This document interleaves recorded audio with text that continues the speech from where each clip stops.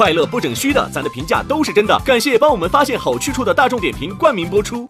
番茄是个宝，茄皇错不了。感谢约一颗阳光番茄在里面的茄皇联合赞助播出。颜值饥客鲜满10分，感谢颜值下降但鲜味爆表的海天博颜特约赞助播出。可口可乐一生元气水，快乐不卡顿。本节目由可口可乐行业赞助播出。乳铁蛋白加乳脂球膜，助力宝宝体质双优。感谢真心守护宝宝成长的美蛋陈兰珍赞助播出。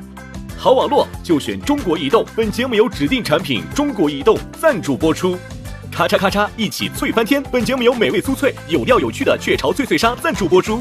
一场仅朋友可见的线下聚会即将开启，打开效果小程序即可参与限定活动。第二赛段叫做双擂之战，第1场的擂台赛即将继续。哎，你敢信吗？我有颜粉。那么做就像是处疯了。我学坏了，我跟你说，学坏一出了，你背叛了队伍。还是要接纳真实的自己。这个事儿吧，与其反思自己，不如指责结构。每次看不了别人好。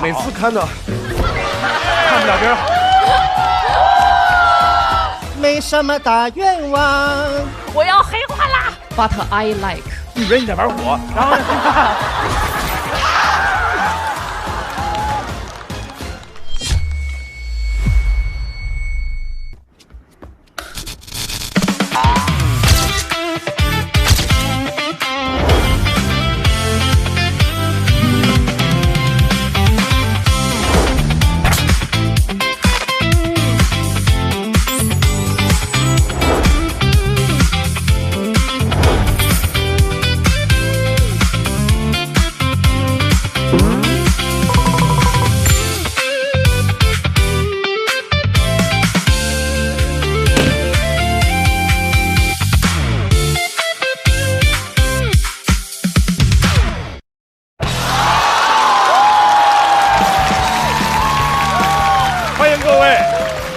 不整虚的，咱的评价都是真的。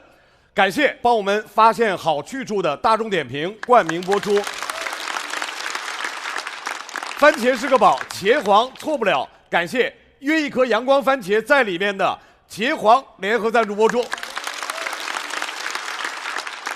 颜值7克，鲜满10分。感谢颜值下降但鲜味爆表的海天博颜特约赞助播出。各位，我们第二赛段叫做双擂之战，第1场的擂台赛即将继续。暂时坐在擂主宝座的是小齐、史岩和瑞瑞，其余攻擂失败的小队呢，目前进入了待定区，但是别着急，这些朋友还是有机会回来。擂主小队是不是能够守擂成功？让我们接下来继续下面的比赛。加油吧！曾经是效果的老员工，在上一场的表演当中对前上司贴脸开大，让人觉得哇，好解气啊！让我们掌声欢迎重新归来的陈小静。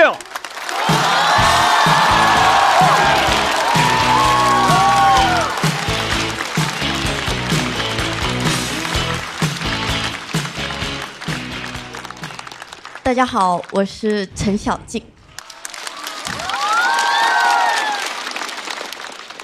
上一场我把效果文化骂了一遍，今天继续，不吐槽公司，吐槽小人。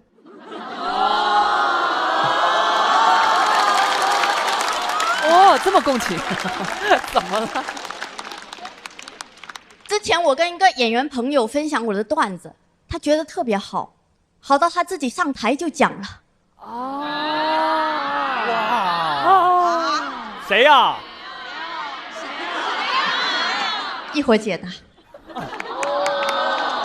我说你干嘛？这是我的。他说没有了，我就是帮你试一下。我就试一下，我傻不傻嘛？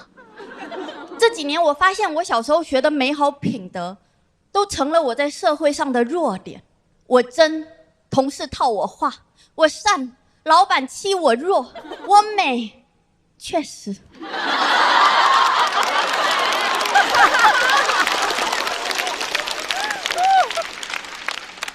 以前大家经常叫我笨蛋美人，我还很开心地问，干嘛这么叫人家了？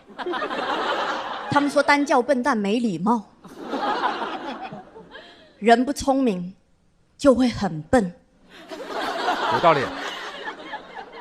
工作几年，三观尽毁，心脉受损。我信的背叛我，我依赖的舍弃我。哎呦，所以在我30岁那一年，我决心改变这一切，我要黑化。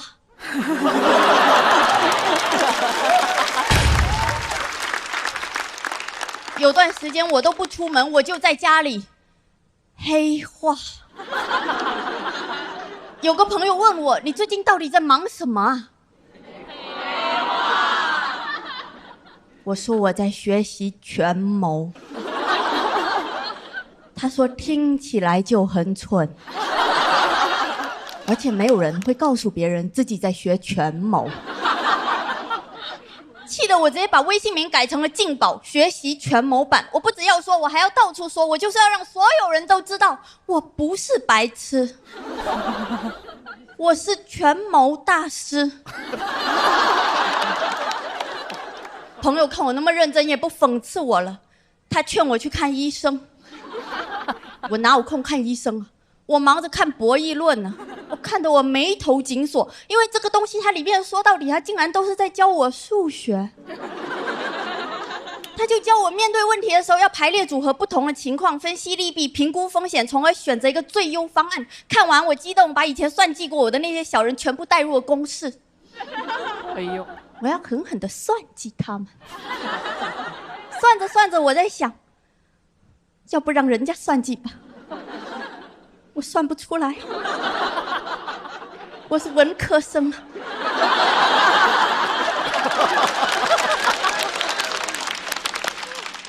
算到后面，我只能说算我倒霉好吧。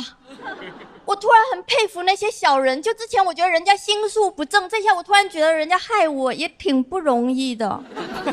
真的，你想算计，你要先会算，你要做局，你要先会做题。难怪说学好数理化，走遍天下都不怕。学不好数理化，你就只能像我一样相信星座和八卦。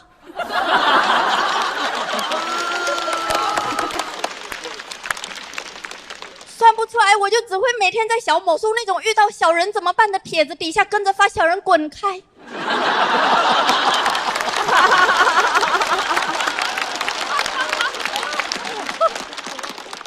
小人远离我，此局已破。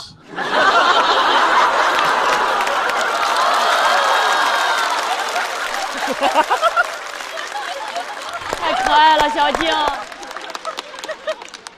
我开始看各种兵法，我发现那些兵法每一计的核心其实都是在教人伪装，就是反间计要制造误会，空城计要假装淡定，苦肉计要有破碎感，就是建立信任然后打破信任。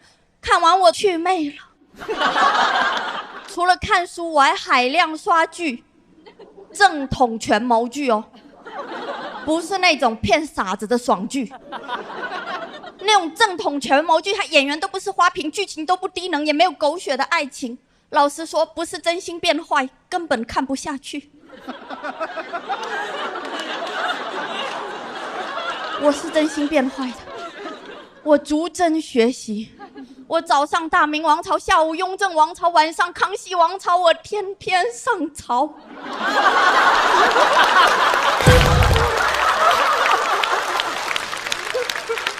比上班累多了，每天就在那边揣测生意，而且很多地方根本就看不懂。看完剧，我还得打开视频网站看2个小时的名师解析。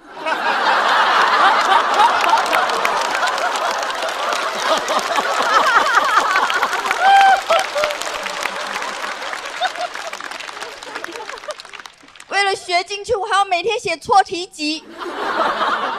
就是我今天做错了什么，按照权谋我应该怎么做，这个我就不跟你们分享了啊。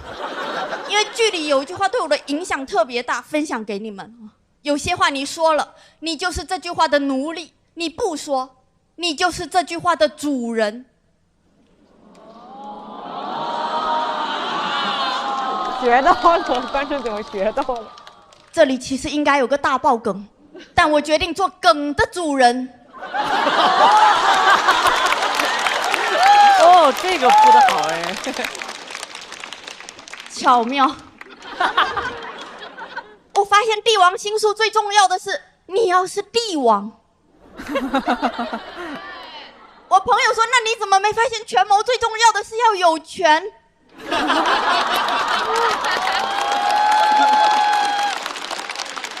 醍醐灌顶，没有权有谋用。有谋用啊！那我们普通人不学权谋，应该学什么呢？我想到了，学维护权利。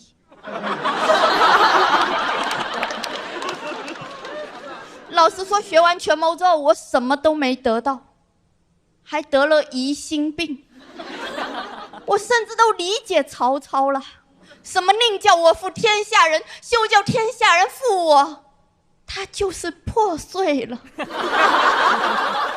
什么吴昊梦中杀人，他就是没有安全感。心疼哥哥。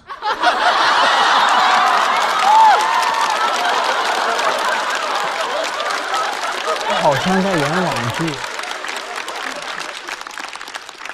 前段时间看《藏海传》，我观察到这种权谋剧的节奏其实主要分为3部分：隐忍、复仇、释怀。我发现我3部并2部，我隐忍然后释怀。就是我隐忍着，我在想啊，这我都忍得下去啊，我好厉害呀、我就释怀了。我把这个分享给朋友，朋友说好厉害呀、学成了窝囊废。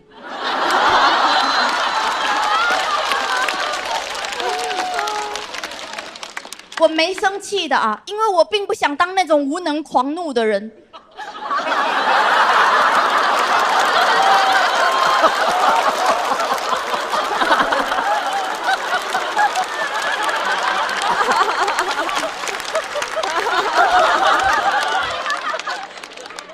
所以我都是无能狂原谅。没办法，真的复仇要学习的东西太多了，难怪说君子报仇10年不晚。难怪大家爱看短剧，还是重生复仇快。怎么一重生就会权谋了？计谋说来就来，性格说变就变，好想体会一下这种计上心头的感觉呀！真的好想当个心机女啊！我心机女在我这是褒义词，是我的梦想。我每天睡觉前都在祈祷，赶紧长出心机呀！可以说睡前是我一天中最坏的时候，一觉醒来真没想到良心还在。到底是谁说的学好不容易，学坏一出溜？学坏很难的。老实说，今天这个比赛的出场位置我也权谋了。我把41个选手排列组合了一下，我不能接文本强的，不能接呈现好了，不能接人气高的，我不能接的有41个人。还好我最后接了快哥这个大傻子。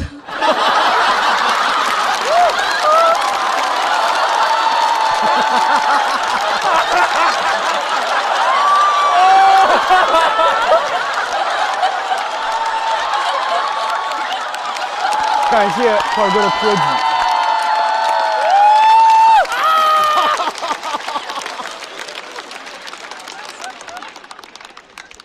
最后我跟大家汇报一下我学习权谋的结论吧。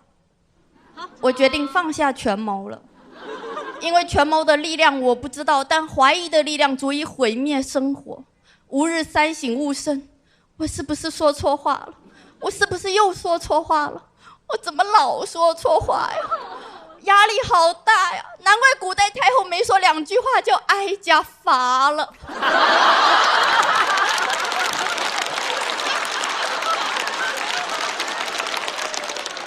我顿悟了，如果一切都可以被算计，那我要相信，我相信因果，相信好人有好报，因为除此之外，我不知道怎么去约束别人了。相信正能量就是我们普通人最大的权谋。我最相信的是老天爱笨小孩。哎呦，对。对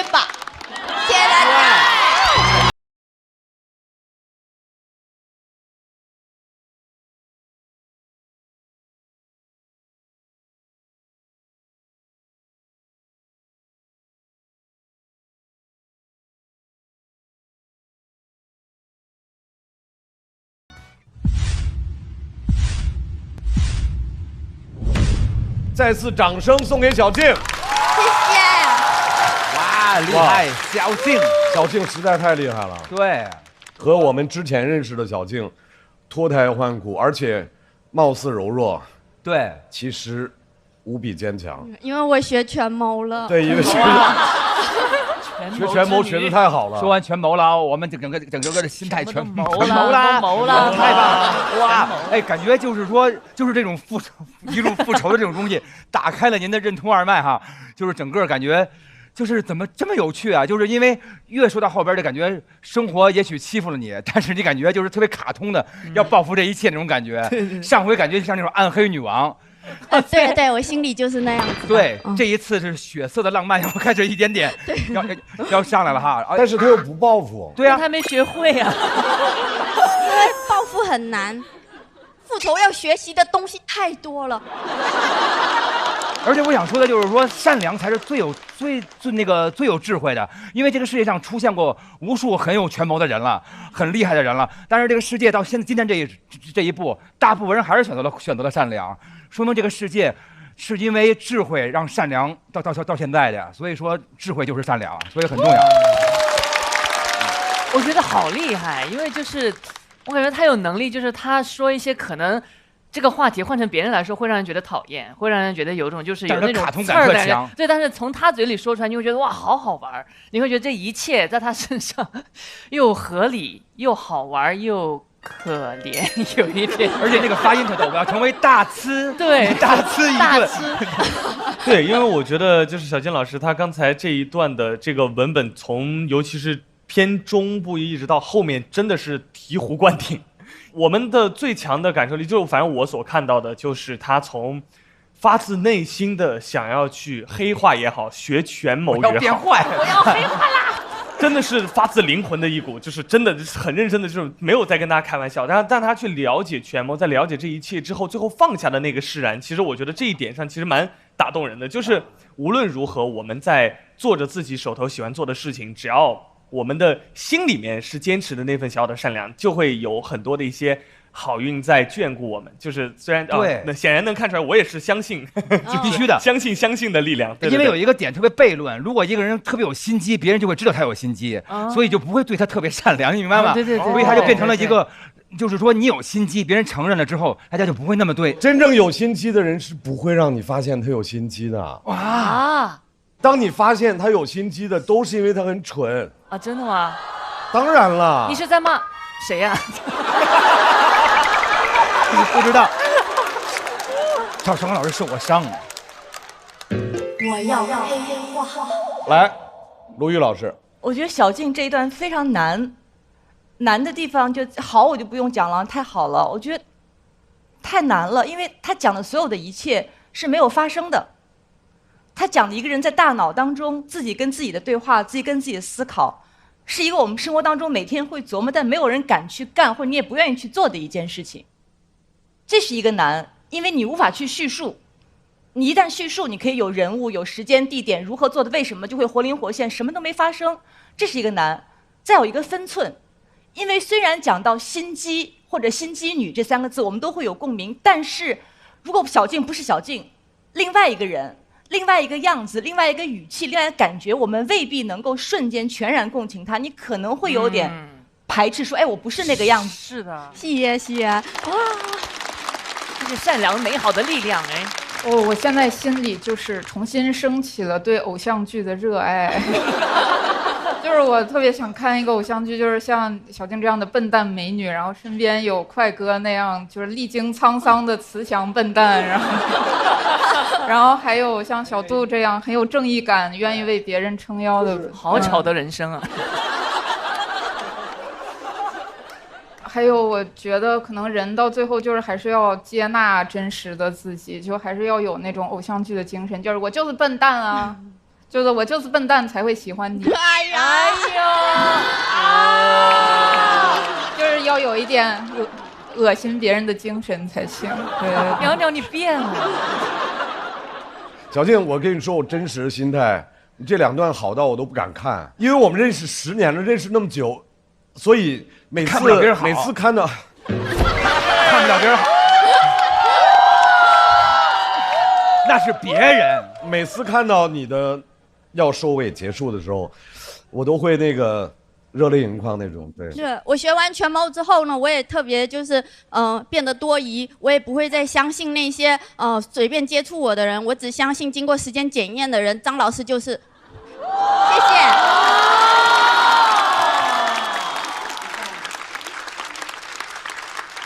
来，我们来看小静在她的表演之后得到的票数。200以上。小静可以200以上，对，肯定。我觉得一定200以上。我觉得190左右哎，我觉得肯定200。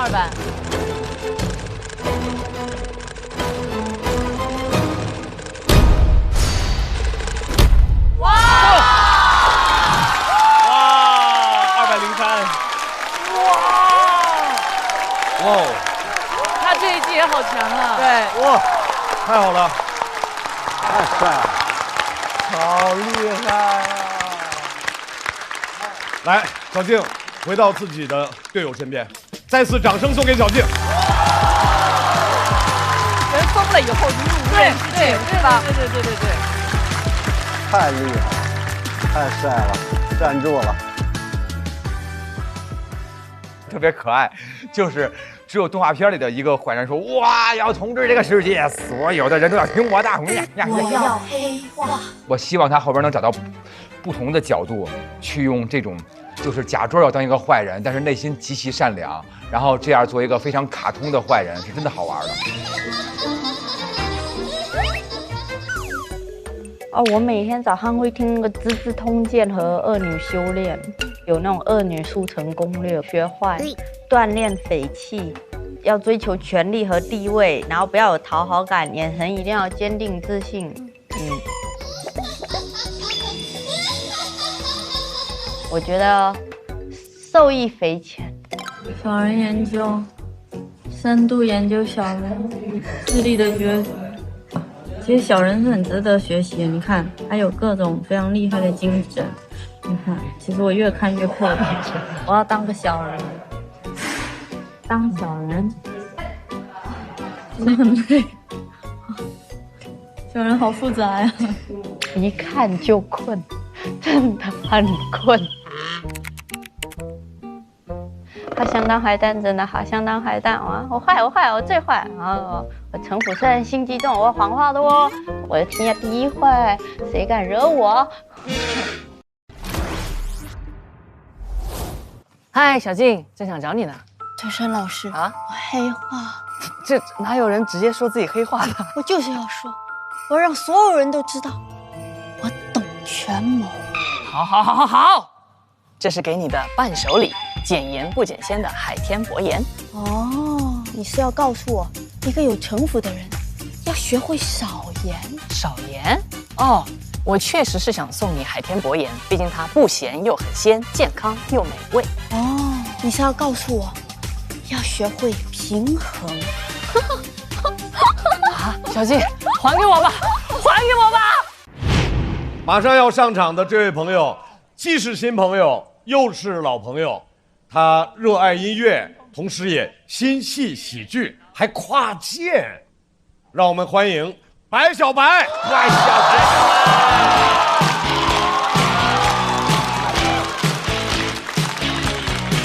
Hello， 大家好，我是白小白。来之前，导演告诉我说，我们这个脱口秀的形式都是站着说。你作为歌手跨界，能不能来点不一样的？我站着说不让我倒立唱啊，是不是这样？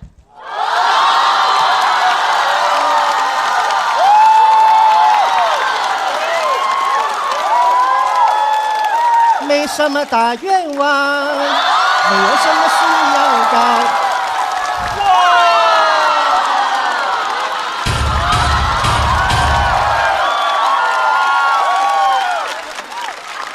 太震撼了！我是职业歌手啊，知道为啥只唱2句吗？版权明白吗？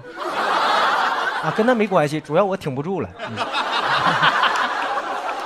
我从小呢就有唱歌天赋，从小呢就是什么老爷扮大寿啊、三姑家乔迁，我都上去唱。现场还有乐队伴奏，唱完了亲戚还给我塞2块钱。你放现在这不就音乐节吗？5、6岁我就接商演，听说现在好多演员5、6年都没接着商演，你们哎呀，你们家亲戚都不办事儿是吗？哎，6岁我就写原创歌曲，我写的还是情歌，我给我爸看，我爸特别惊讶，儿子，你想结婚了？我说爸，你惊讶的不应该是我会写歌吗？我跟我爸说不明白，我就跟我妈说，我说妈，我想学音乐。我妈说特别支持我，妈给你找个好学校，不光能学音乐，还能学那个舞蹈、乐器、口才、表演，咱艺多不压身。我以为我妈给我送国外男团去呢，到那一看，2人转剧团。我说妈，我不想上剧团，我想上音乐学院。我妈说音乐学院不好。我说咋不好？贵，1年7万。我给你找的1年才1万，你能学7年？哎呀，2人转剧团是真专业，什么手绢、乐器、二胡、翻跟头、打把式，什么都教。他就是不教唱歌。我说我来学音乐，你这学2人转我不想学，以后怎么做音乐呀？这以后加入2手玫瑰吗？我就找老师去了。我说老师啊，我想学歌，我6岁就写原创歌曲了。老师说你先踏踏实实的，原创之前呢，咱先学会翻唱。我说怎么翻唱啊？老师啪就翻个跟头，然后就唱上了。翻唱。我说老师你先回来，别翻。老师说不喜欢是吗？那教你说唱好吗？我说行啊，来说一个道一个，想起哪个说哪个，哪个说好都不错。说的是，我说别说了，再说我就退学了。我说这啥呀？老师你能教我正经歌吗？老师说那教你情歌好吗？送情郎啊，一送送只在大门啊东啊。一都不压线。2人转会的多。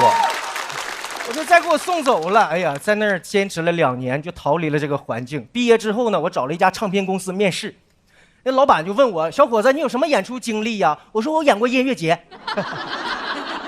老板说不能啊，这片音乐节这几年都是我做的，没见过你呢。我说我干的比你早，6岁就干了。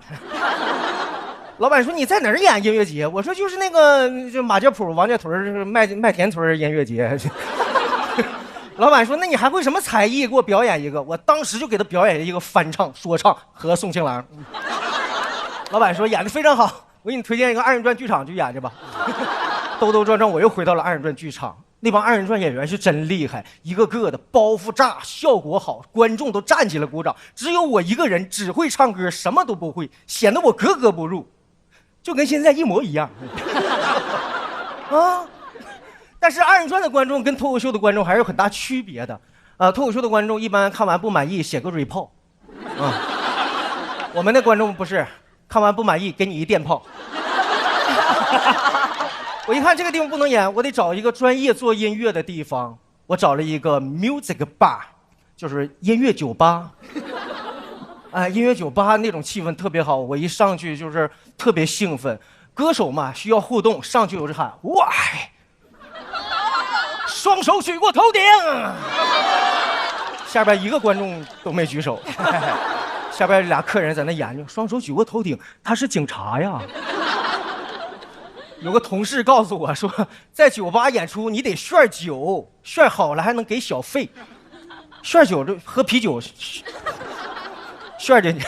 我一看这是我强项啊，正好第2天我就渴了，我到一个大哥跟前我就炫了7瓶啤酒。哇！我一边炫一边说祝福语，我说祝大哥8989越过越有，9898越过越发，把所有银行搬回家，发到不能再发，然后把钱拿给我花。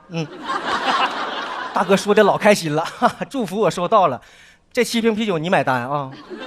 啥玩意儿？我一口没喝，都让你喝了。我一听我买单，转头我就上去唱歌去了。那大哥越看我越生气，就往台上扔啤酒瓶子。他一扔我就躲，他一扔我就躲。酒吧演出特别锻炼人，演几天我唱跳都会了。对你爱不完。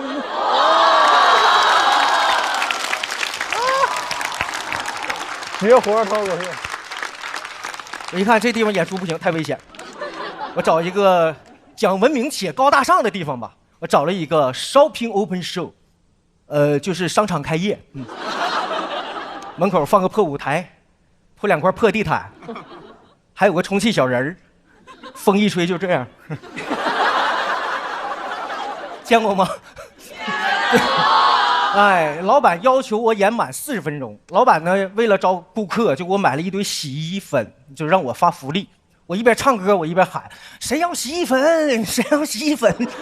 那是我第一次感受观众的热情，都往台上爬呀！啊！我要洗衣粉。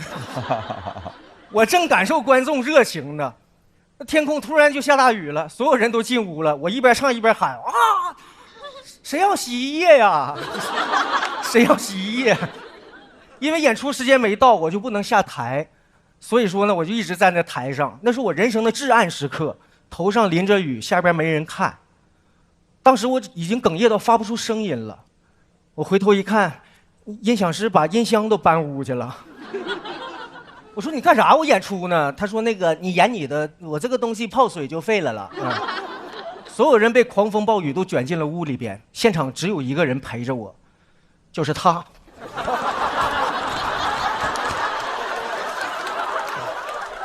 因为只有我们2个没有资格避雨。其实经历了这么多事儿呢，我为我曾经有一段2人转的经历感到庆幸。如果没有那一段的经历，就没有今天的白小白。我更感谢自己没有放弃做歌手的梦想。是音乐支撑我走到了今天，所以以后不管遇到任何的坎坷，我都会骄傲地告诉自己，我现在是一名脱口秀演员。谢谢大家。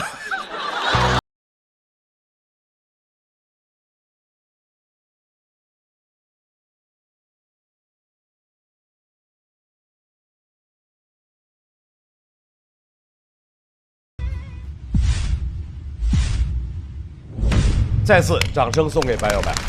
谢谢谢谢谢谢。小白今天演的有点紧张吗？还行，就是有点乱，因为前面太精彩了啊。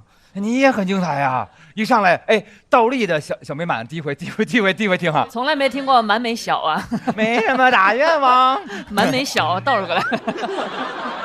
因为咱们都唱歌什么那种，是不是特爽？你之前参加主咖的时候，主咖那个是纯吐槽，这个比赛竞技这感觉不一样。这个观众都资深的，这不好演。哎，那你以前演出的时候还碰见过什么好玩的事？洗浴中心演出哦，洗浴我也演过。对对，客人穿个浴袍在那儿，而且那洗浴生意不好，就一个人看，然后我就在那演，必须演40分钟。他上厕所我就等他回来，我再演。啊，你们以前演出去过那种就是说夜场的吗？因为我在出道之前，我想要去就是那个酒吧去应聘歌手，但人家不要我。但是大老师刚才有说，就是他们那个年代的演出，上个世纪哥们儿就出来了。对，以前在夜场里演出，那女生头发特别长，然后我们那儿唱歌，他那不有蜡烛，他把那个头发烧着了啊。我就说女人你在玩火，然后呢，没有，但是是真的，是不是？就以前有好多那种状况都会出现，但是那些东西都会变成今天的你。黄子演过刚才像小白说的那种复杂的场子吗？算是吧。算是演过。哎呦，您还接过这活儿？我听听。我当时反正接的那个演出是就人家婚礼嘛，当时台下的那个观众都是特别专业的那个 eater，就只吃饭，他每个人。所以其实小白的演艺经历是各位不太能比的。在脱口秀的舞台，其实除了讲脱口秀以外，大家很少会有人去展示才艺。但我觉得这个方法挺好的。我个人认为有几点的话，你可以去往那个方向试一下。一个是它起到一个增强的作用。所谓增强，就是你帮助你树立这个人物的形象，或者你破节奏，或者是奠定节奏。这是第2个我能想到的。第3个就是为笑点服务。第4个可以主打一个反差。反正总之，让自己能够在一个舒适区里面尽可能的玩起花来。因为脱口秀它就是在我看是百无禁忌的，方式也是百无禁忌。所以我觉得还不错的一段表演，加油，小白！好，谢谢老师。哦，我就是很羡慕能整活的脱口秀演员了。白小白老师这一篇稿子比上一篇的整体性更强了，就还是挺明显的。因为第一次不太懂，然后看完上一次比赛，我就有感悟了。是很厉害。通过白小白这次说，让我就理解到原来二人转演员他们这么辛苦，他们需要具备的能力太强了，又控场，然后又要感受观众的氛围，然后随时把那个活翻出来，我觉得太厉害了。又有主持，又有互动，又有表达，又有歌舞，太厉害了。是的，对。来，我们再次把掌声送给白小白。同时，我们也要请块儿哥、小静正在守擂的3位回到舞台。小白在笑笑团是拿满了票，我们看一看挑战守擂的小队的总票数，请看。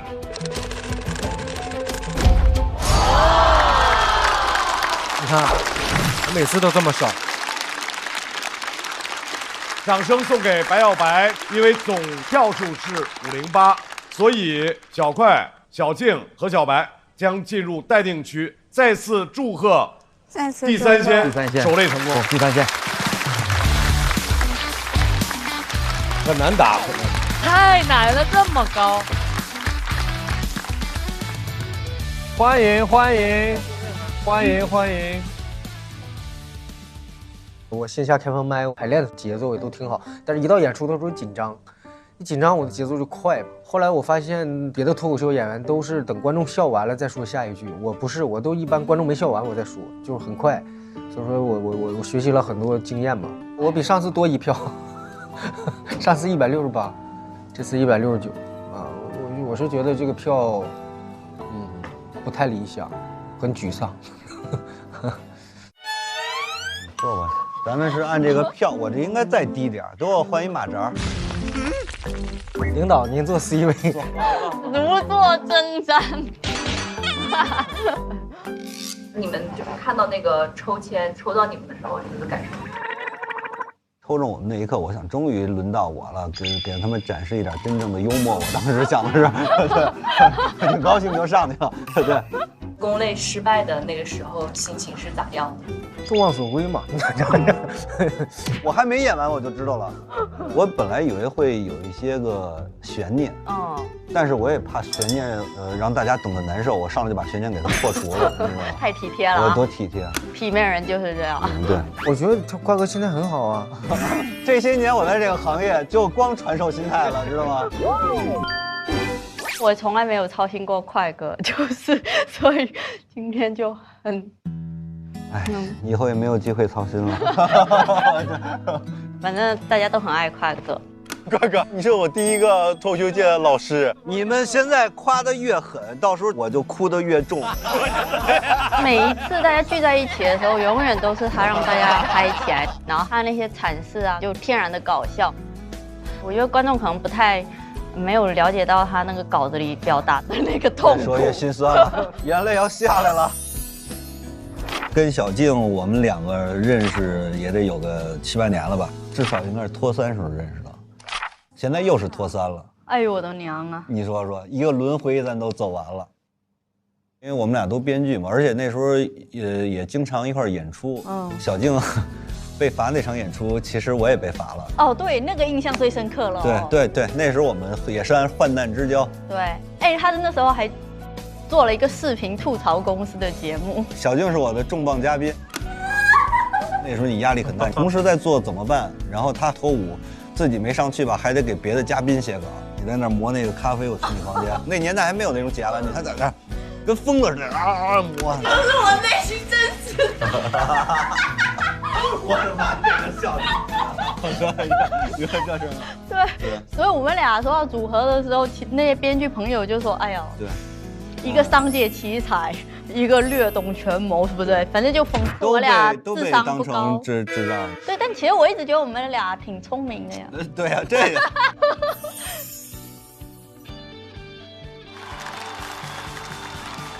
他说我还有8种病。怎么说呢？跟3年前我去的时候，这个外套换个白的什么之类的，对，上面的好一点。再说太多祝福的话呀，显得我这个人性不太好。我最后就说3个字，走着瞧啊。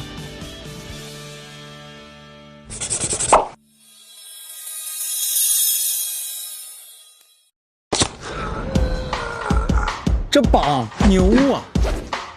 我要好好体验一下。火锅不够，还有还有烧烤、米粉、早茶、小笼包、湘菜泰餐。再玩点啥吧？贝拉达，还必须得坐一次直升机。哥们儿，是大众点评必吃榜和必玩榜啊！真实评价靠得住，这榜确实牛。来，第3圈选择，来吧。有缘香。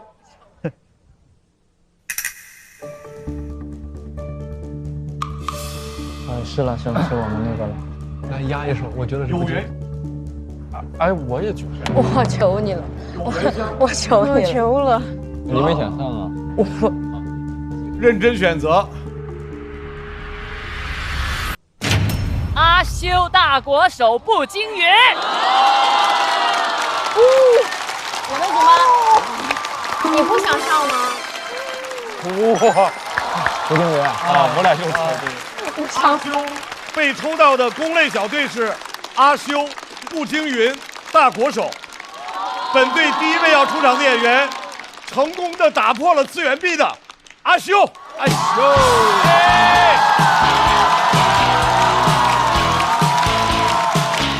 他那是挂了个工作证来。对。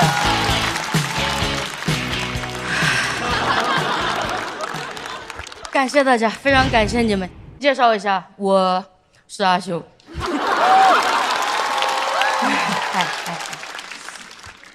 我是一个2次元。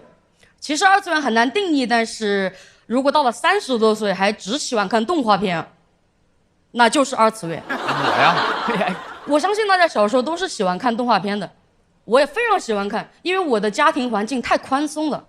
每次我爸妈说要出去打工，很久不回来，我都说我天天看入迷了。有的时候我觉得菊萍姐姐就是妈妈进化的，顽皮是爸爸进化的，所以我会自动变成金龟子。但其实从初中开始我就知道我的世界跟大家不一样，聊不到一块儿去。我的同学会问我知不知道三体，我说哪尼？他说有一个很可怕的东西叫二向箔，他会把所有人变成2次元生物。我说那不是很美好吗？他一发射，所有地球人都开始塞诺点嘛松呐加达美。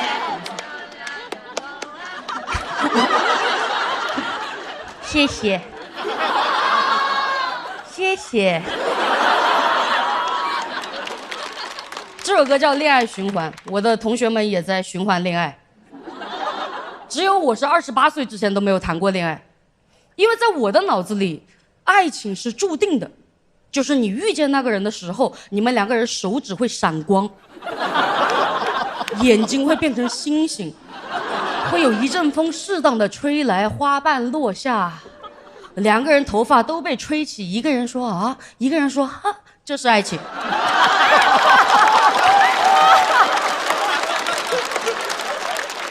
所以我好几次我都感觉到我心动了，但是我的手真的没有闪光。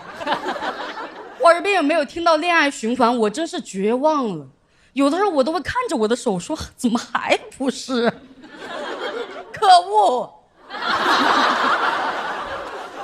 所以你知道我大学毕业那个暑假有多害怕吗？那个暑假我把所有动画都看了，我跟每一个角色说，我就要去异次元世界打工了，请把力量借给我，我会带着大家的意志前进。然后1年都没找到工作。找到工作了之后才发现一个真相，就是我最大的反派不是人，是社会化的人。我等级太低了，处理不了复杂问题。我第1份工作交到了1男1女2个朋友，他们是情侣。有一天那个男的找到我说他想分手。为什么要告诉我呀？你要跟我在一起吗？后面他跟我说什么谈了7年了，很爱他，但是由于缺乏新鲜感，所以不想耽误他。我当时听不懂。那天我们2个人的对话有点像陶喆 remix， 就是他在那咚咚咚，我在那哦啊啊。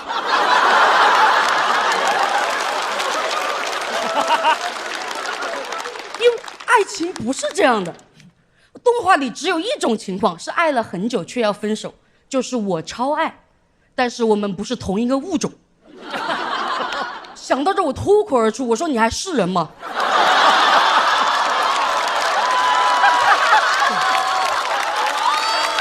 哦，他这有点可爱。他走了。第2天，我的女性朋友也过来跟我说，他也想分手，真是够了，你也想跟我在一起？能不能放我回去看动画呀？我说真的，你们2个太复杂了。后来他们结婚了。好，我不是人。你们也不想跟我在一起，你们2个锁死吧，让小五他奶奶给你们俩锁死。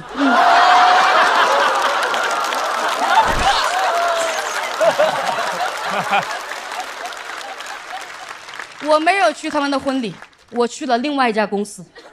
第2家公司就更吓人了。第2年，那个 HR 就跟我说，让我去劝退一个新员工，真不是人呢。但这个时候我已经会分析了，按照我的分析啊，劝退就是抛弃，就是为了利益，不要同伴。作为 HR， 他不谈，让我去谈，就是他想让我来当这个反派。所以真相只有一个，就是他是一个想成为鸡贼王的男人。而唯一看透这个真相的，是一个外表看似小孩，实际30多岁的小大人。Yes。嚷，节奏太好了。所以我虽然不记得我说了什么，但是我肯定是把 HR 卖了。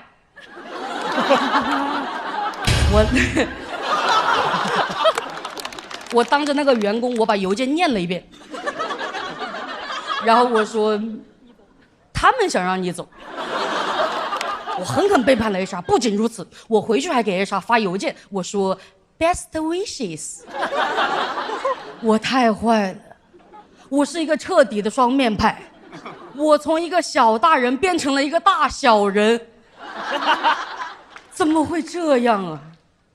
我恍惚看见幼年期的我自己天真无邪，在那你好社会，转头对着现在的我你好社会。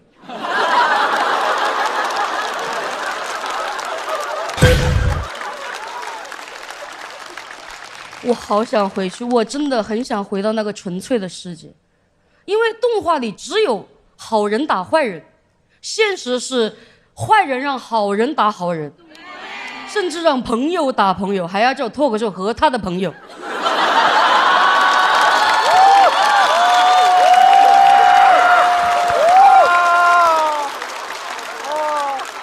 请注意，这不是我们节目的名字啊，少念了一个字，门。这是什么意思呢？就是如果想让我攻击我们节目，没门啊。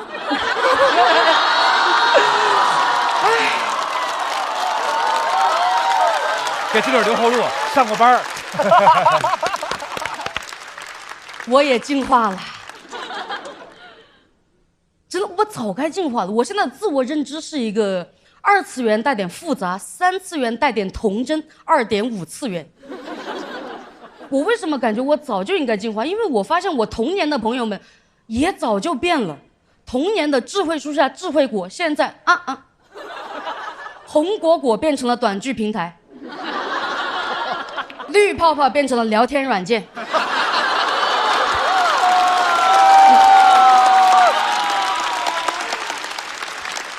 而我个人从小的最重要的陪伴者菊萍姐姐，也在前天6月1号正式退休。42年不让人退休啊！她当了42年鞠萍姐姐了，我也看了她20年。作为真的很忠实的观众，我可以衷心的表达我的想法，我真的感谢她，因为她退休这一天，我也开始学着做大人了。感谢你们，谢谢。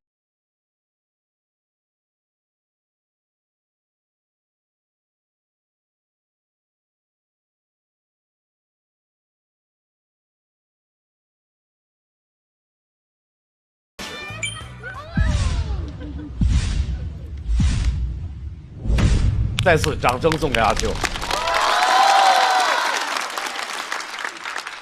阿秋，这期节目播出的时候，咱们一定要热烈的邀请倪萍姐姐和鞠萍姐姐，倪萍也来啊！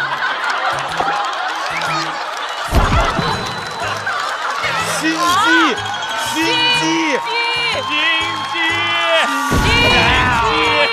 机，小刚，多来一个萍姐姐没什么事儿啊，我们一定约着那个鞠萍姐姐、红果果、绿泡泡一块儿互动一下。还有金龟子姐姐，还有金龟子姐姐，太好了。董浩叔叔啊，对，真的对，太可爱了。深深就说说，因为深深本身看这个时候特别感触又特别深，对不对？是，卡布勒老师，请说。因为我觉得阿修他真的就他有自己的一个魅力，就他说所有的事情的时候，你都会愿意听进去，而且你会觉得他跟你距离特别近，然后你就会在任何一个地方你会找到跟他同频的这个点。对，因为我也会喜欢看一些动漫啊什么之类，但我其实很不敢称呼自己二次元，因为我觉得我没有那么精通。但是我觉得我们可以在那一个二维的世界里面去找到很多的精神支撑，去面对我们现实生活当中一些挑战和困难，我就特别特别喜欢。刚才阿秋说到那个点，我们拍的时候就说燃了吧。我们就是说，我在这。我觉得其实刚才那个阿修老师最后的那一个结尾的地方，我觉得蛮感人的。当时的那个画面感，其实就是随着年龄的增长，好像我们每天无论是被工作啊，或者被手头的事情所填满了生活之后，我们会感受不到，好像其实自己离曾经的那个童年的那个年龄真的是越来越远了。就是当你回过头来看的时候，你会发现。就是哇，过去了那么久，但是好像你又很庆幸，哇，原来内心以前的那个童真，还有那份可爱，它还在。我觉得这个是最宝贵的一件事情。是，只要相信那种纯粹的正义就好了。其实阿修无论是上一个赛段讲追星，还是这个赛段讲二次元，核心都是在讲长大的故事。对，用不同的角度来讲长大的故事，所以就能够和很多人来共鸣。对，我再说一句，就是我觉得其实这样次元壁其实大家一直在打破，就包括因为哪吒很爆火嘛，但很多人就在自己就撑不住的时候就会说出那句话：我命由我不由天。就这样的能量其实真的很强大，很强大。我也很喜欢这样一个魅力。对，所以谢谢阿修给我们这样一个角度的故事。谢谢。我一直怕我有点会听不懂，因为我们看的时候一直要动画片。所以二次元对我来说是一个完全新的概念，但是完全没有这个问题，因为它是从一个二次元爱好者的一个角度，最终还是在谈跟我们人相关的问题。是的，我想当你所有的脱口秀的问题是跟人产生亲密连接的时候，就会打破所有的次元壁。你有一个什么东西可以随时给你能量的？这是我上个月专门去深圳买的数码宝贝的代表友情的进化徽章，我以为是工牌的，我们以为是工作牌。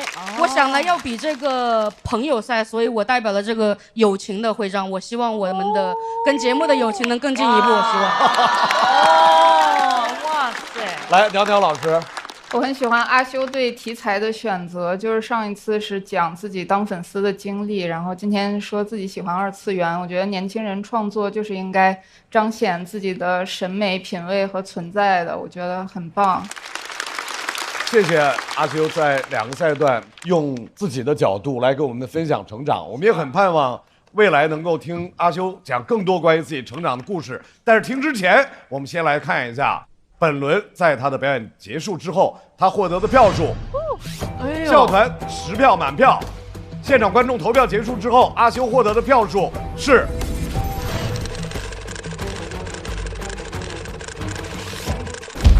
198。掌声送给阿修。可以。不止。太厉害了！阿修，我觉得哇，他能够把我们认为有距离的东西让所有人都听得懂，大家也会觉得啊，我不理解儿子。包括像他第一次说的追星，阿修他给我们看到了这2件大家可能会有点刻板印象的事情的好的那一面，我觉得是非常有必要的。对，动画文化就是它构成了我看待世界的角度，看待我自己的角度和我交朋友的尺度。我信念崩塌的时候，我才会去那个里面再重新寻找到我的信念感，还有对生活的勇气，就相当于他们2个都是我的外驱力。因为我觉得现在就是我最舒服的状态了，我可以跳脱，可以做选择，可以在必要的时候完全封闭自己去做某一些事情。我非常喜欢现在的生活状态。马上要来和首类的第3仙 PK 的第2位朋友，一向都是步步生风的步惊云。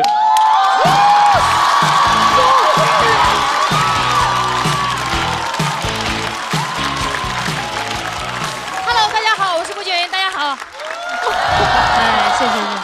现在经常一上台就被观众夸漂亮，还漂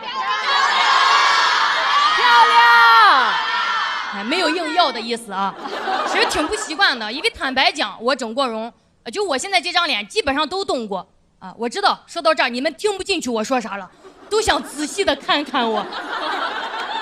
我跟朋友也说了，我说我整过容，他听完很诧异，说啊，不应该吧？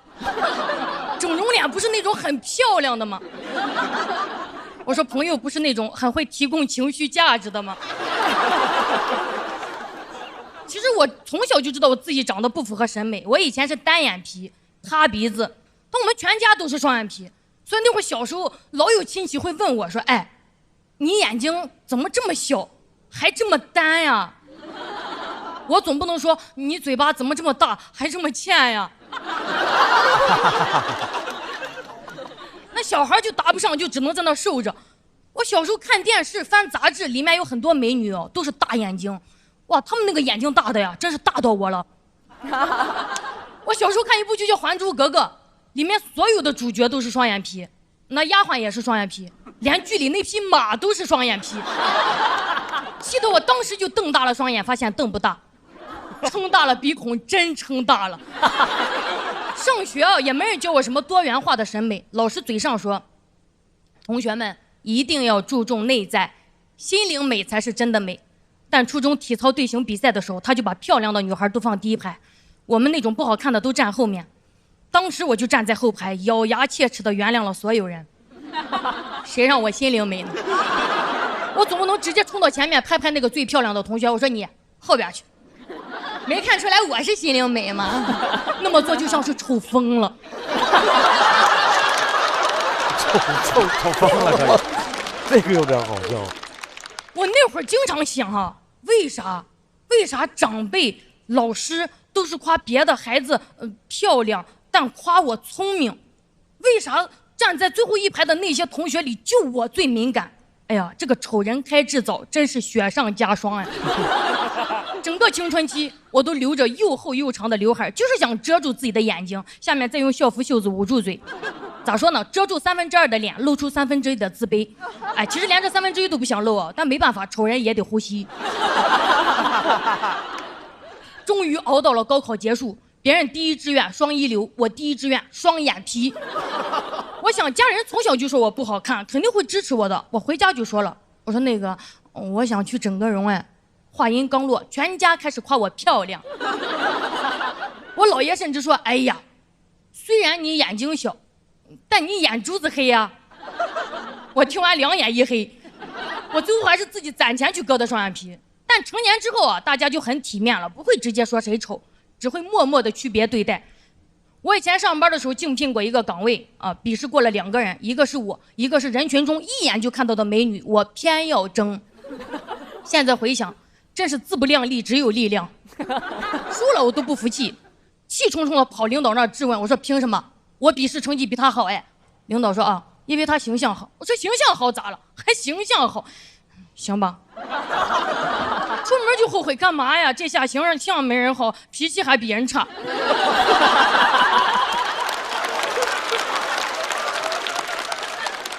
从小到大这种事我经历太多了，我想整容，但我知道整容是有风险的。哎呦，但比起几十年的自卑内耗，我想手术这点疼算啥呀？哎，但是整容哦，真的是个无底洞。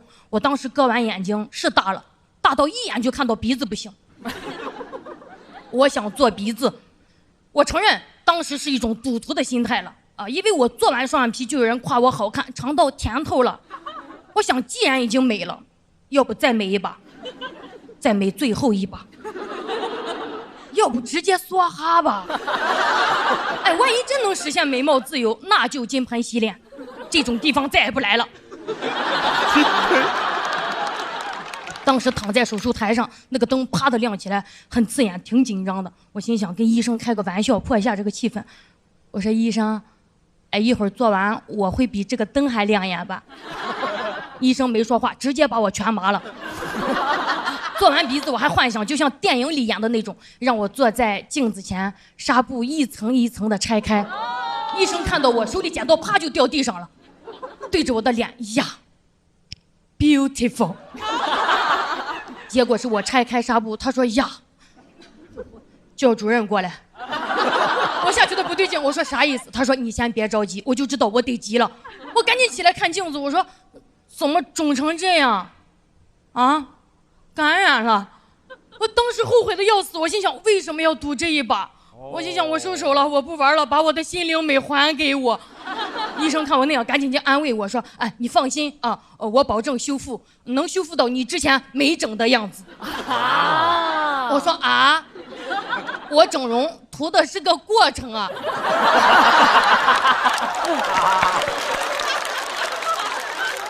哎，我是整了之后才知道，整容真的是很需要运气的，要倒霉了真的会要命。俗话说，没死不如丑活着。今天跟大家分享一个我挨了2刀才明白的道理啊！原来鼻子最主要的作用是呼吸。我现在说实话，比起动刀子，我更想动脑子了，因为发现手术刀再快也没有审美的风变得快。我做完双眼皮之后，现在说单眼皮的高级了。我前2天去一个拍摄的工作，那个化妆师在帮我吹头发的时候说，现在啊就流行头包脸，而不是脸包头。我上次听到这种逻辑问题，还是问为啥叫肉夹馍，不是馍夹肉？什么是头包脸？头发会把显得脸小。但我现在真实的情况是已经顾不上脸了，我现在焦虑的顺序是事业、健康、家庭，美貌已经在很后边了。直到有一次我跟几个朋友在一起聚餐聊天的时候，发现一个事儿哈，就我们在一起说老板的时候，说过他装，骂过他抠，但没人说过他丑。哎，好像当一个人有话语权的时候，我们就不会在意他的脸了，是吧？我们现在静下心来，想一想那些很有名的女企业家，我提醒一下关键词哈：空调、辣椒酱。第一反应是不是他们好厉害，而不是他们好漂亮？是啊。谁记得他们是不是双眼皮啊？没人留意他们眼睛，都忙着看他们眼色呢。但是话说回来哦，如果女人要成功到这个份上才能摆脱外貌偏见的话，那也太艰难了。我就在想，我们是不是可以重新思考一下人生的价值排序了？你把颜值放第一位，那就永远容貌焦虑；把事业放第一位，那就得努力赚钱；把快乐放第一位，那你活明白了啊。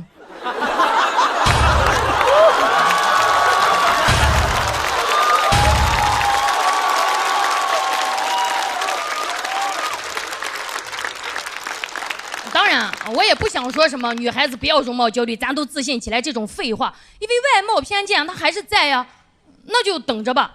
我想等一天，童话故事里小女孩站在那个魔镜面前，不用再说魔镜魔镜，谁是世界上最美丽的人，而是说魔镜魔镜，打开窗帘，我要晒太阳了。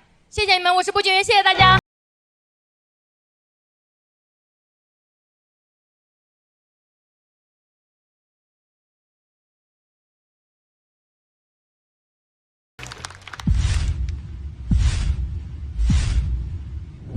再次掌声送给步俊云。谢谢大家。布老师这么自信的一个人会有这样的经历啊？在我印象中，步惊云是一个非常那种自信又生命力非常强的一个人。哦，也会这样哈？那我就对我自个儿那个安慰到太多了，是不是？我以前小时候那个穿衣服就是瞎穿那种，人都说我穿衣服没重点，然后我就说爱漂亮没有重点，对不对？但是您现在是因为这个主题感觉就是说特别有力量，还是说您还会这么想吗？可能从小跟这个经历也有关吧，就是很自卑啊，20多岁就光想着整脸，但现在就没有那个时间了。我们其实很多时候能想起来都不是经历，是我们对经历的解释。同样经历的这些事儿，然后如果我们解释的觉得这一段是我为了我现在更加的自信而必须要经历的，那我就不会对那段经历以前那么的在乎。我觉得现在你对你自个儿的解释，在我看来是非常自信且蓬勃的。我觉得希望你能一直这样的生活下去，特别棒。谢谢大老师，谢谢您。关于美不美这个事儿，我特别赞同。我听到了一句话，就是这个事儿吧，与其反思自己，不如指责结构。因为当整个世界对于美的标准如此单一的时候，你不能要求一个人他不去居于这个压力而做出一些可能不想做的决定。对，压力很大的。还有，我觉得成年人美不美，想怎么样去美，都是非常个人化的一个选择，我都会尊重。讲到步惊云，你非常漂亮，可能手术有一部分作用，但大部分的原因真的就是因为你在这个舞台上，你真的是光芒四射。哇，谢谢。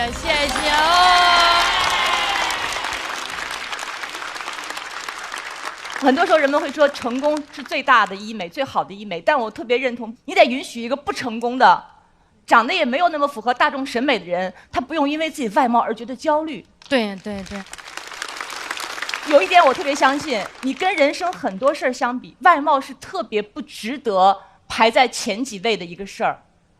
布姐在创作这一篇的时候，其实心路历程还挺复杂的。布姐有跟我说，就是也是因为一直能感受到外界的压力，才想去做这件事情。但是她又怕自己已经是一个出名的脱口秀演员，如果她在台上说这件事儿，如果造成年轻人又去做了，要怎么办？但如果她说你不应该去做，又觉得好像站着说话不腰疼，因为自己已经做过了，所以这个立场就是很难把握。所以布姐写这篇稿子的时候，就是来来回回改了很多遍，很不容易。谢谢鸟。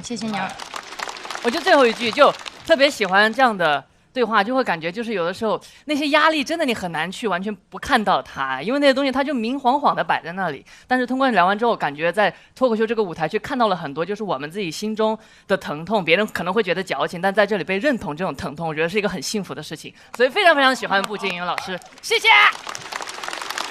谢谢周姐。我们来看一下步惊云在自己的表演和大家投票结束之后，他得到的票数是。谢谢大家，谢谢大家。哇，可以的。哇。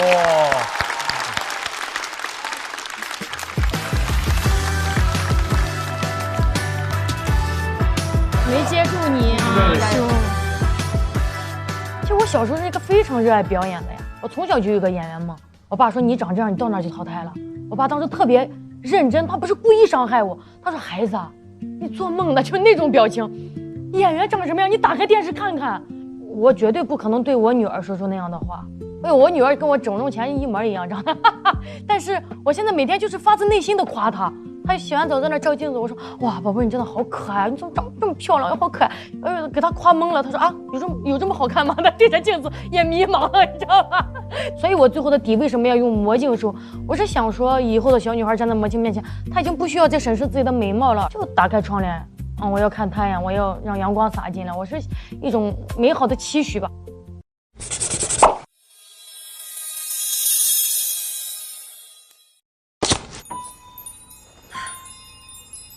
音乐讲究每一个音符的和谐，健康美味更要精准的咸鲜平衡。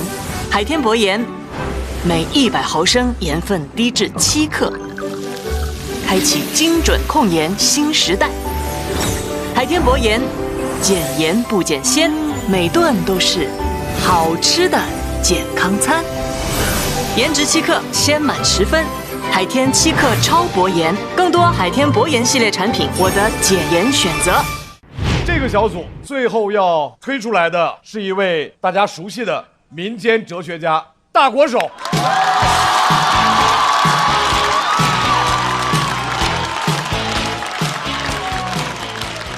大家好，我是大国手。好，谢谢。之前我一直都很穷，但很快乐。我有一个庇护所。我之前经常待在一个文化空间，那里会举办读书会、观影会、音乐会。第一次去，我觉得好高级呀，里面全是独立写作人、独立电影人、独立音乐人。后来才知道，独立就是没工作。30个人凑不出5险1金，顶多只能凑够1险。你看到我们就会，我天，好危险。没有5险1金，但有300个借口。写作人天天跟我聊他写的书，我问豆瓣为啥搜不到，他说艺术家从不出版。等会儿我发 Word 给你。认识了他们，我才知道音乐人为什么喜欢留长发，因为真的剪不起。根据头发长度，你就可以判断他穷多久了。到肩膀应该是穷1年了，到腰应该是准备卖了。以前觉得忧郁是一种气质，后来发现忧郁是一种气味。这个我懂。长发男真的很难靠近，因为一靠近就有那味儿了。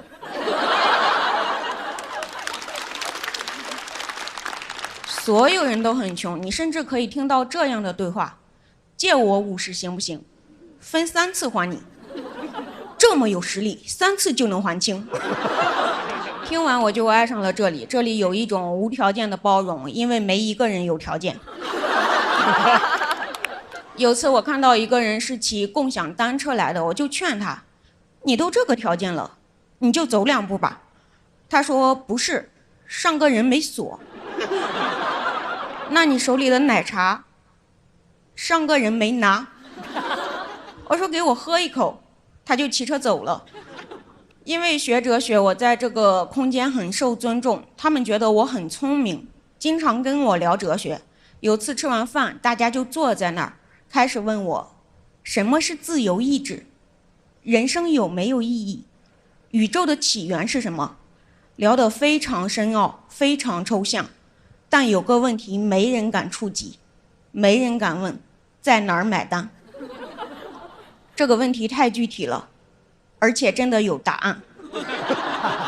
之前有人问我为什么那么穷还那么快乐，细心的观众应该听出来了，穷且快乐的要点就是你得一群人穷，一个人穷根本笑不出来。一个人穷还在那儿高兴，应该是穷疯了。我一直觉得我们这群人最大的特点是穷，后来发现我们这群人最大的特点是会把失败说得很浪漫。我有个朋友叫菲菲，骑自行车骑了1000多公里去跟女孩表白，到了之后我们就问他在一起了吗？他说在一起了，他跟别人在一起了，跟高中同学，他前一天坐飞机来的。其实菲菲开始也不叫菲菲，我们就是觉得人缺什么就应该补什么，就给他改名了。菲菲还自我欺骗说结果不重要，这个过程我也用双脚一步一步丈量了这片土地。我不想拆穿他，就说对啊，你爱的根本不是那个女孩，就是这片土地。我们都觉得菲菲运气不好，后来她去支教又跟女孩表白，女孩前一天也跟高中同学在一起了。很神奇，菲菲一表白就会刷新一个高中同学。后来她学聪明了，找没上过高中的，别人还是拒绝了她，她就很难过，问我是不是因为我太穷了。我嘴巴上说当然不是，你很优秀。我心想赶紧洗洗头吧，不然穷只会是你最小的缺点。现在5年过去了，这个空间也倒闭了。回看过去，我经常觉得很恍惚，我分不清当时到底是在追求梦想还是逃避现实。有时候甚至觉得就是不上班闲的。第一次冒出这个想法的时候，我吓了一跳，我觉得我好老登啊，我有什么资格评价过去？我现在不就是有几个臭钱吗？后来我认真想了想，我认为当时不是逃避现实，是灵活的面对现实。当时我们年轻迷茫，不知道人生想要什么的时候，我们选择了一个自己愿意承担的代价。每种生活都有代价，有人选择工作忍受无聊，有人选择自由忍受贫穷，有人选择工作忍受无聊和贫穷。人生就是祸不单行。但无论怎么选择，我觉得大家都是在认真生活。我现在挣到钱了，就经常找机会宴请年轻的艺术家。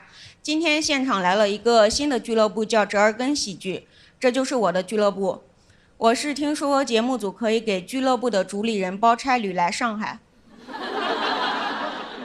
为了宴请朋友，连夜成立了一个俱乐部。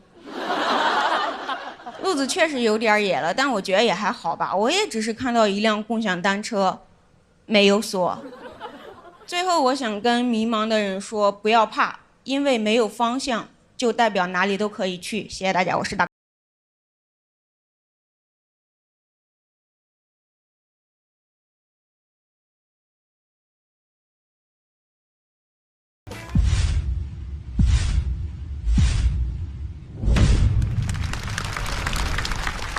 哎，折耳根喜剧的朋友在吗？折耳根啊，就是因为节目组包差旅来的。是。哇塞，靠着梦想活着，还是也挣钱呀？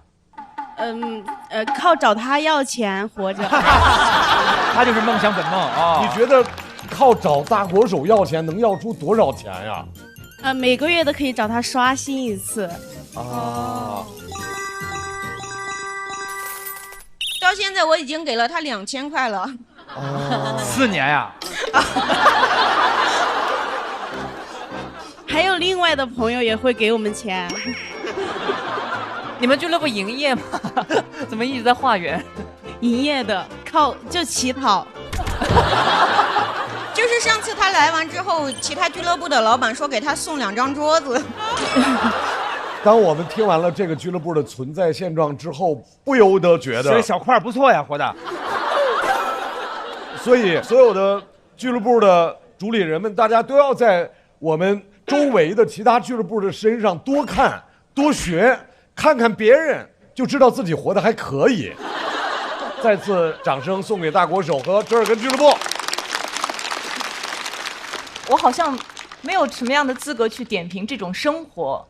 因为如果你没有经历过生活特别巨大的历练，没有经历过特别困窘的时期，好像很难有资格去点评这种生活。但特别感动我的就是他的表达当中都有特别深的淡淡的哲学的思考在。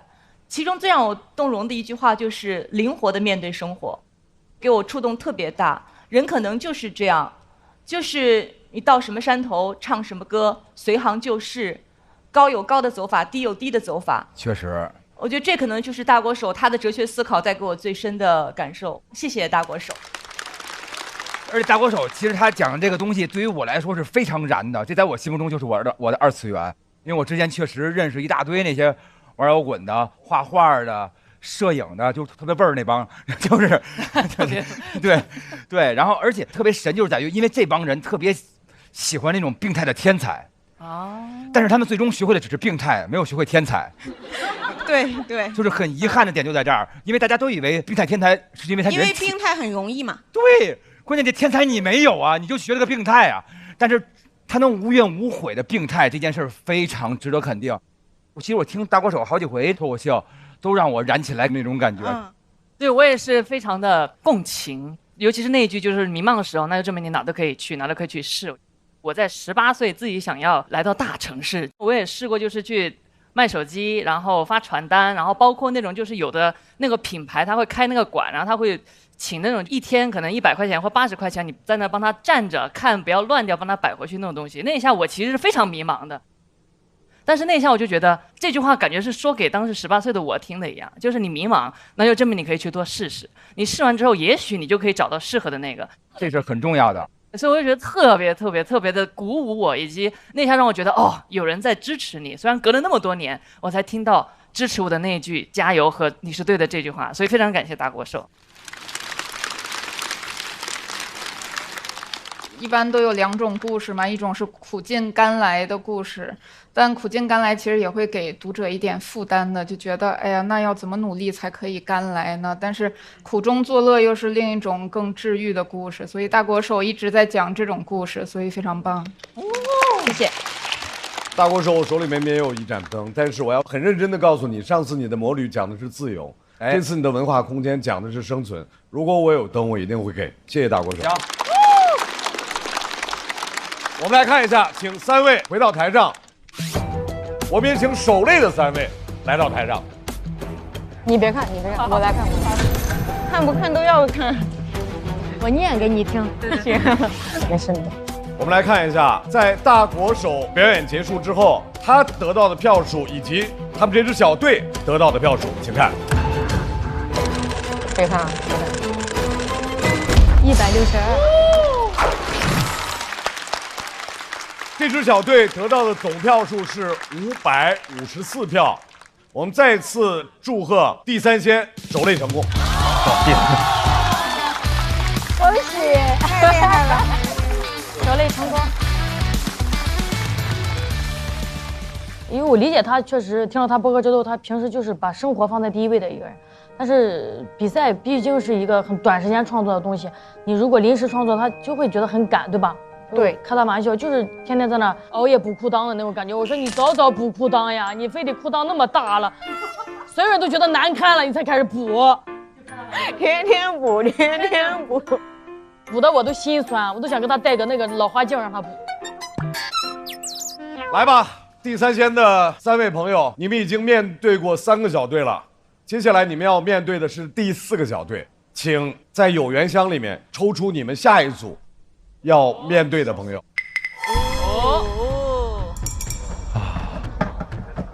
小四爷吧，该来了吧？我觉得应该是我们了。我要把我的被子打开，要开始亮相了。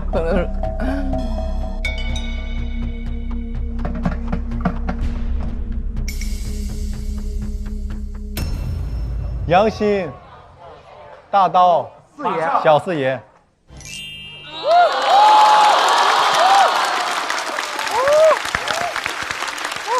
大刀老师又来了，生活好了，加油加油，哥哥！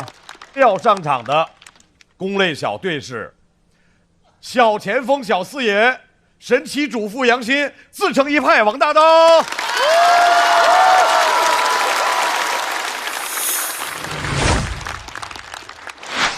3位是如何走到一起的呢？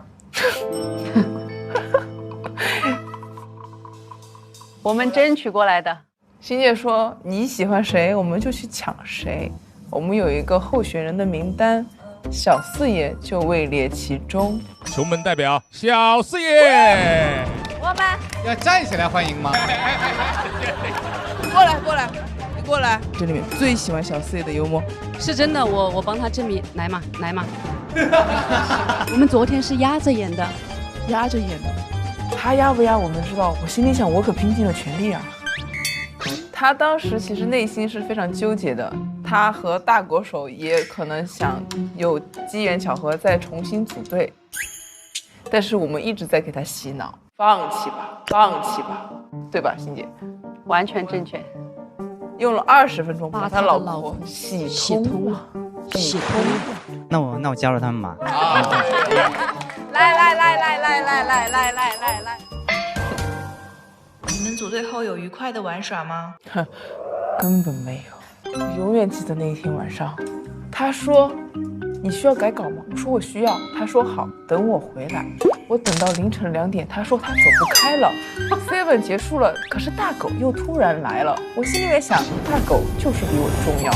后来到了凌晨3点，他又说：“你还在吗？要不我明天回来帮你改。”可是明天我也有自己的事情啊，我是一个有工作的女人，我有通告啊。不是啊，那确实是确实是这样，因为那天没有你这篇问题很小呀，你但凡有空帮我多调调表演，多帮我加2梗。没教你吗？那模特的行走，你不听呀？来，先垫脚尖，左脚垫脚尖，左脚垫脚尖，然后走，哇对，然后右腿这样。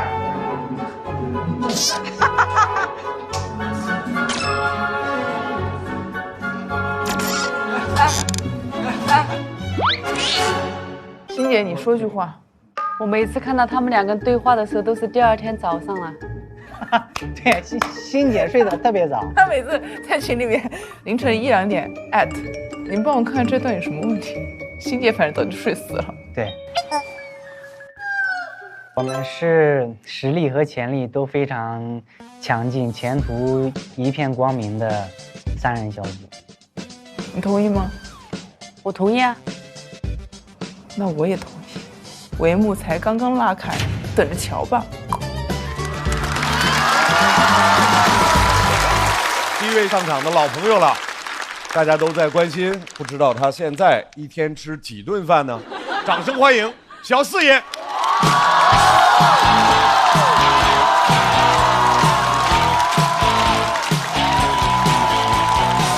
谢谢，感谢各位，感谢。今天主要是想跟大家聊聊身材管理，哦个什么呀？哦什么呀？就感觉不是很可信啊。就是前段时间下了节目之后，总是跟演员一起聚餐吃饭，短短3个月我就胖了20多斤，这就是穷人炸温饱的后果。最烦的是当时身上还不咋胖，都胖在脸上了。别人是梨形身材、苹果型身材，我是锤子身材。当时你要是看我的脸，就感觉我把吃的东西都含在嘴里，也不往下咽。拍 vlog， 粉丝说话可伤人了。我当时正在做饭，有人说我像围裙妈妈，还有粉丝说再胖就取关了。哎，你敢信吗？我有颜粉。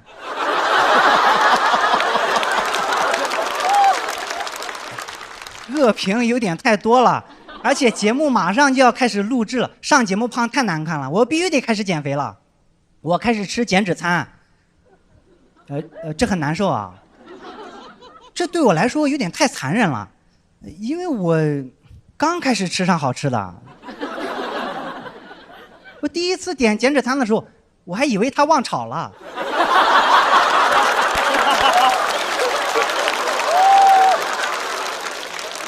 为了瘦得快，我天天吃，但真是一点味儿都没有。天天吃我真受不了，我要求也不高，有味儿就行。有一次馊了，我吃的可香了。而且分量太少了，根本吃不饱。有一次分量少了，我直接给了个差评。我说减脂餐分量太少，根本吃不饱，越吃越瘦。结果商家把我的差评置顶了。太贵，我就尝试自己做。可是减脂餐里面东西品类很多，分量又很少，买多了容易坏。这么少的食材买菜都很麻烦，老板都嫌弃我啊。他问我你要几根玉米啊？我说那个3行。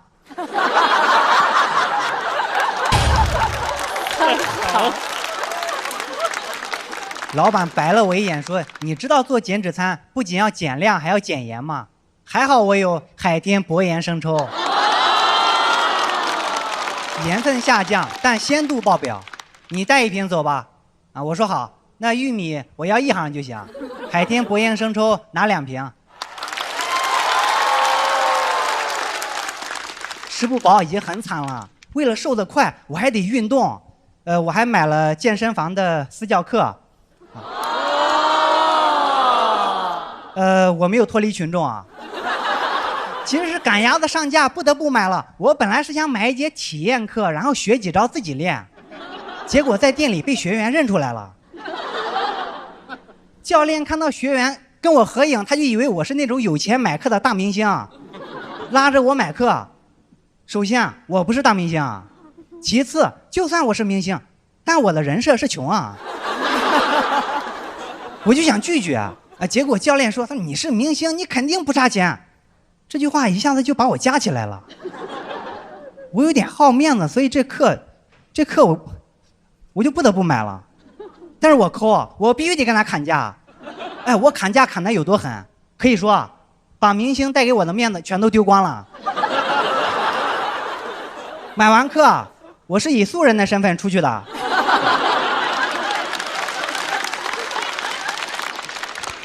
我开始健身，健身真的太苦了，教练安排的强度对我来说太大了。有一次健身完，我直接去卫生间吐了，很后悔。早知道吃的东西都能吐出来，我就吃火锅了。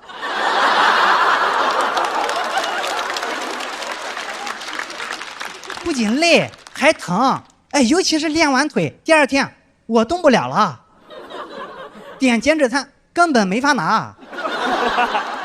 也就是那天他馊了。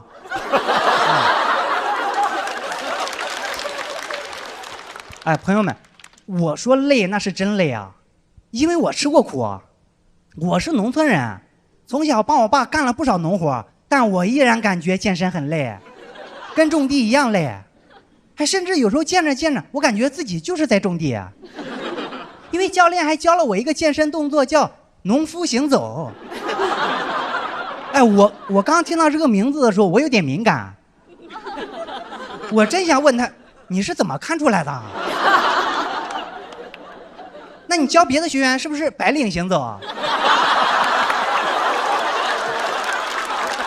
他说这个动作就是模仿农民在田间地头拎水拎重物的动作。我花这么多钱啊，就是为了看你在这模仿我爸。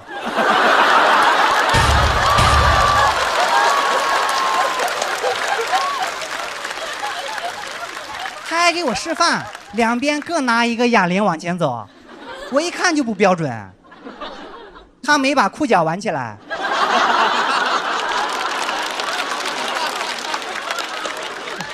很讽刺啊！小时候我爸妈总是跟我说，他说你长大了千万不要干体力活赚钱，只能说他们的想象力还是不够丰富。我现在干体力活花钱。我越想越觉得健身没必要，也就是我在城里没有地，不然我根本不会去健身，直接去种地。有人可能会反驳我说种地练不出好身材，你不研究怎么知道呢？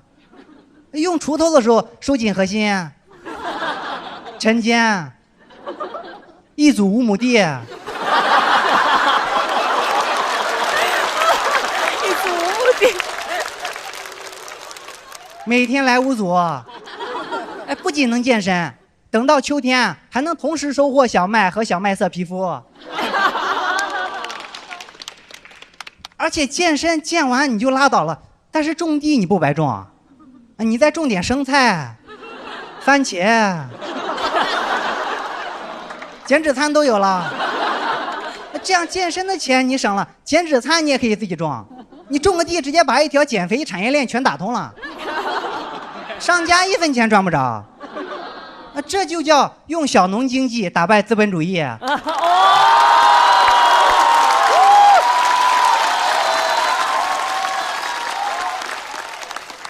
不过有一天健身完躺在床上，我突然感觉现在的自己很陌生。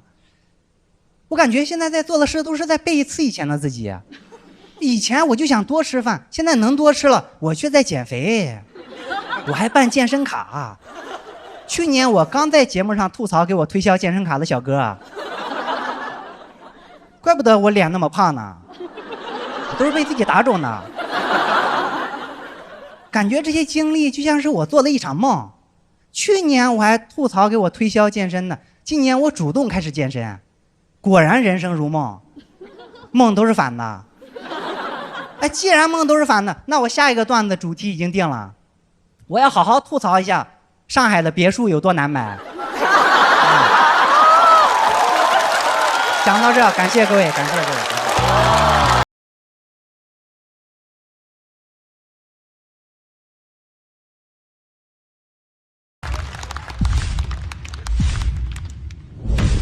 来，再次掌声送给小四爷。太惊讶了，回来了啊！人间9大奇迹，小四爷花钱了，你人设崩塌。当你说你办了私人教练卡，我们都惊了。对呀，多少钱啊？当时说出来，你的什么感觉啊？其实我最开始不知道价格，啊，他最开始跟我说你是明星，你肯定不差钱，我就那个不好意思拒绝了。然后我是看完价格，我才决定跟他讲价的。你讲价这点没说，能说什么？他以为我很火，然后我想跟他讲价，我说我今年刚上节目，但是在教练听来，就是我刚上节目的意思，可能就是我就想要这种当红小生啊，我可能就小四爷就是天才，在我心目中，我就感觉小四爷总能眼睛看到那些非常神奇的地方，对吧？就是你说那个天赋跟天才这个区别就在于，好像那天赋就大家一块瞄准一个都能看见的这个靶子。你能比别人先打到，但是小四爷能看见的是别人根本看不见，也不知道那还有一靶子，他居然往那儿打，对，而且小四爷这一点太厉害了，很厉害。他随便任何一件事情，他都可以挖得非常深，然后把底都挖出来。所以是你的所有的素材都是源源不断吗？你看到什么想到什么就立马可以变成你的素材吗？素材是有很多，但是也不是每一个都能写好，因为每个素材其实它的潜力也是有限的嘛。对，有些素材可能。你挖的再深，也只能像一个勺子那么深啊！是木勺吗？对，还是那个看舌头那勺子压舌板。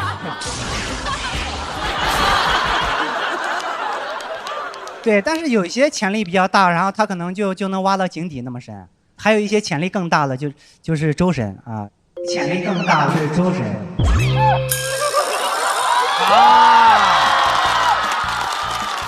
果然是这一年变化太大了，我学坏了，我跟你说，学坏一出的，你背叛了队伍，变化太大了。上一场第一次跟你见面聊天，我感觉你要冲过来打我，这一场你变脸变得太快，你人设崩塌了，小四爷。对，你甭管说他周深吧，他城府现在很深啊，真的是救命。我其实刚才跟那个鲁豫老师在笑，他一组5亩地。那个地方就真的画面感很强，就是他在外面对3盆玉米，3行玉米，就是他的形容词总会是出乎你的意料，但是当你捕捉到他的信息以后，你会觉得非常的奇妙。他在整个描写的所有的内容都是剖析了那些我们平时很多时候可能会想到，但是绝对不会再往下去了解，比如说健身的底层代码。小四爷的文本特别好，像一个回旋镖，就他不仅是扎一次。他扎完之后，他一定会再回来，所以他每讲一个细节，你可以100%的肯定还会再用到。所以玉米呀，什么种5亩地呀，包括他讲整个减脂餐的过程，然后最后你就知道他最后不仅讲减脂餐，不仅讲减肥，他一定得有一个点。最后那句话我刚才还记下来了，就是用小农经济打败资本主义。我觉得那个就是特别精妙的一笔，因为过去差不多1年的时间，我有时候会刷他小红书。你能眼见这个人的脸的确是日渐圆润啊！面包超人，哇，好吧啊！面包超人，越来越可爱了。小四爷很懂得怎么从自己的喜剧人格出发来创作，因为减脂餐和减肥是一个非常多人谈过的话题，但他还是有新的视角，所以很厉害。谢谢。我还特别佩服小四爷一点，就他每次就说完一个梗之后，他特别有那个信心和那个安全感去停顿，让观众去反应，等着大家。但这个好厉害，就是比如唱歌，我是一个觉得前奏长了我都觉得尴尬的人，就前奏长我觉得前奏长你握手去啊！大家好，哎，大家好。所以我就特别佩服小四爷他的这个沉稳的那个安全感，我觉得特别好，特别好。谢谢。来，我们再来看一下，在小四爷的表演结束之后，我们笑笑团给的是满票。现场观众投票之后，小四爷得到的总票数是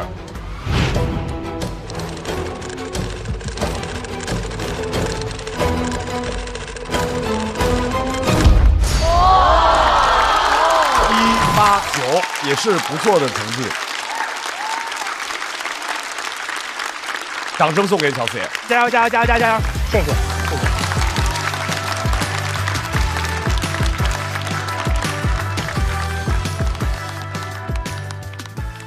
段子里面，她经常会讲一些自己穷门抠门的事情，但其实我觉得她在生活中，起码在改稿这件事上，我觉得她是一个非常不吝啬的人。他就是一个很好的人呀，就好到我有点没见过这么好的人，你知道吧？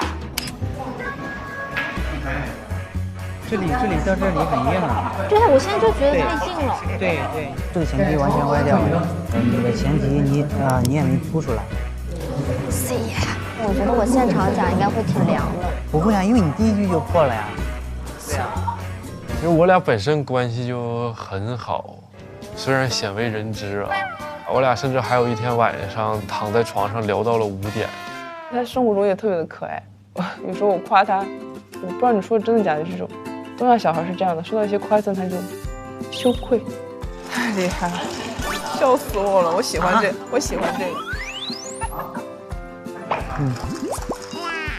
因为我的能力也没有说很厉害，就是希望能提供一些帮助。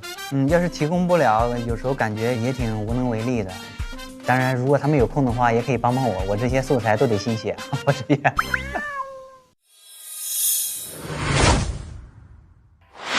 掌声欢迎神奇主妇杨欣。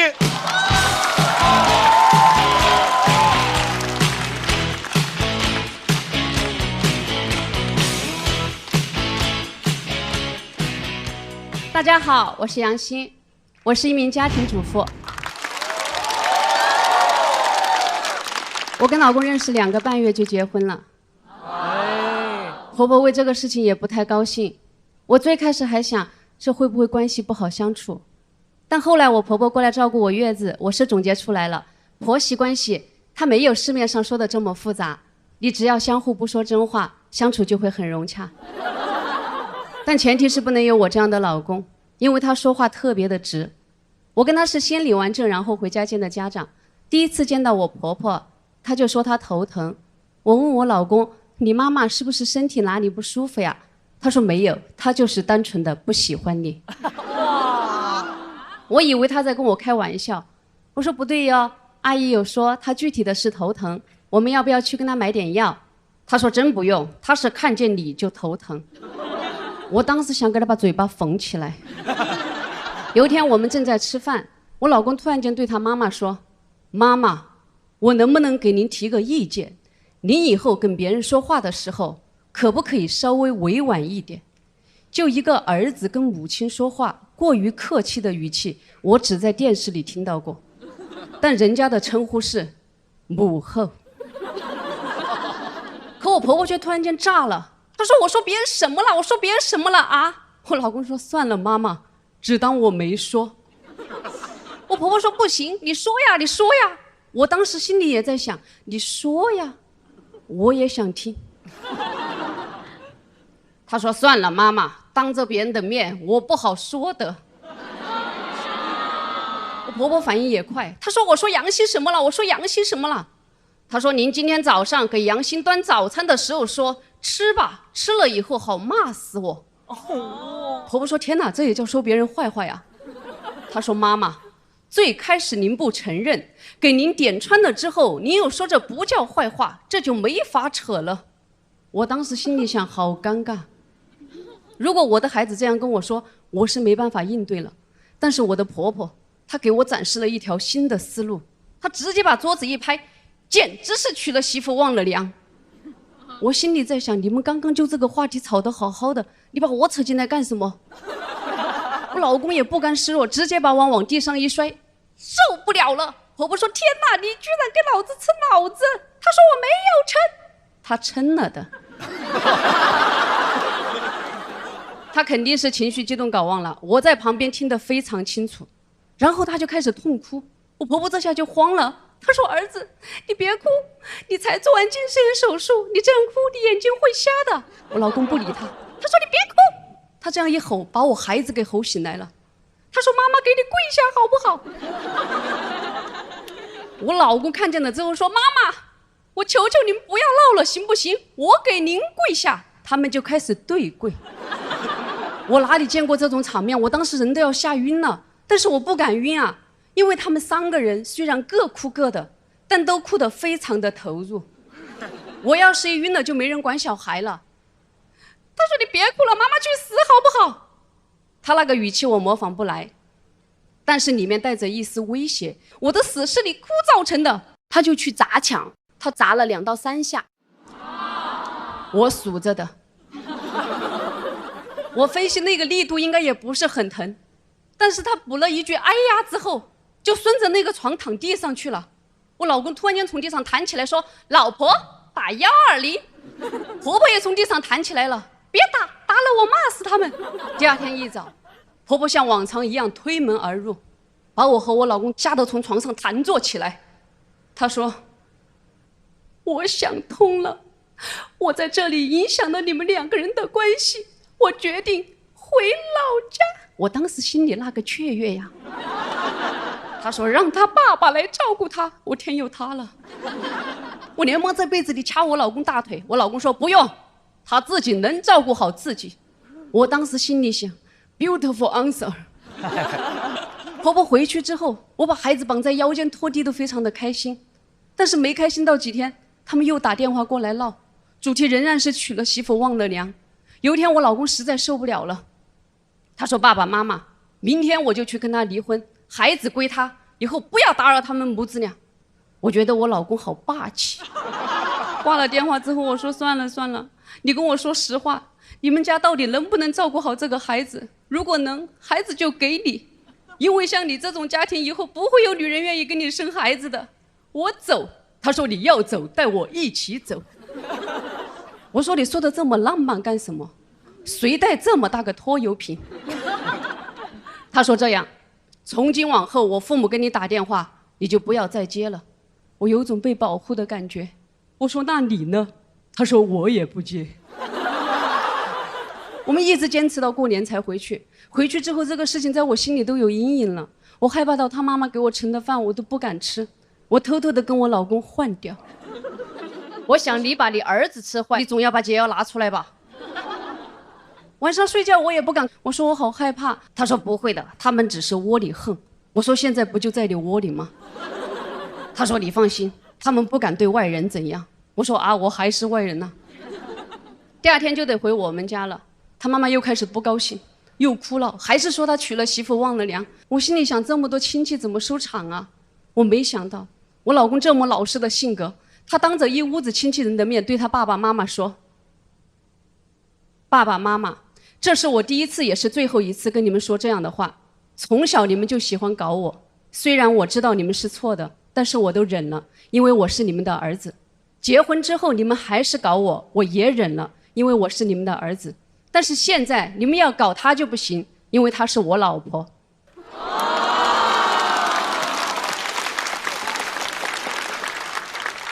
我把这个稿子写出来之后，我说我有点担心，以后你爸爸妈妈听到会不会怪我呀？他说你自己看看，这从头到尾有没有哪一个字是在胡编乱造？我当时心里想，好大一个不孝子。But I like。谢谢大家，我是杨希。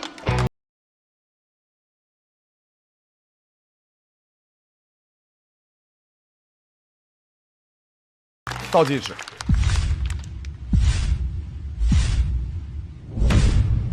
来，再次掌声送给杨欣，谢谢。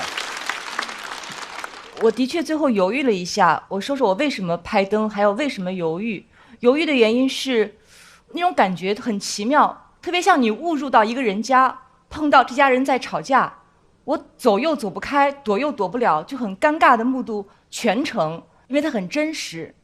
其实杨欣在整场他的文本和表演难度是很高的，全程是用对话，而且是3个人对话来推进。他中间很多时候像是一个旁观者、第三者在解说的一个身份，像串场一样的，所以是有难度的。那口气最后没有释放出来，但最后我为什么要拍？因为第一它有难度，第二我认为它有意义。为什么有意义？托斯托耶夫斯基说的有一句话我印象非常深，他说我们在讲真理的时候是需要幽默、讽刺和嘲讽，因为我们需要把真理的这个苦药丸让它变得甜蜜一点，此处真理可以变成生活的真相。我特别愿意鼓励这样的尝试，因为这是杨欣的生活。你不能够允许一个人只能够讲最完美的、最所谓先进的、最符合我们当下那种爽文的故事在这儿被讲述。我觉得杨欣很勇敢，他做这个尝试，而且很有难度。你的内容很有画面感，对，小光老师看着特别投入，对，好喜欢。因为就是生活里面的各种各样的琐碎嘛，对，就是有家庭的人，包括我们，就是我们周围有各种各样的朋友，大家也都会日常生活当中都会议论，什么样的家庭都有，相处方式都有，所以欣欣这段特别有画面感，自己讲完之后感觉怎么样？我其实早就把这些东西消化了，那应该是我没有传递清楚，家里不像这么凄惨的。我当时跟别人讲的时候，别人都在笑。我的闺蜜听我讲这个事情的时候，差点把锅都烧穿了。我就想把这个快乐带到现场来，但一定是我自己讲变形了。我也认同鲁豫老师刚才说的，就杨欣姐这个身份一上来说自己家庭主妇，其实是比较难于创作的，因为现在大家都在有一种更向往的生活形态，所以当你诉说自己的困难的时候，有时候会让别人想，那如果是你自己选择的，为什么又要跟我们抱怨呢？但我想每一种就是演员只要呈现自己的生活，这个声音就是应该被允许存在的，不然我们和欺负他的人又有什么区别呢？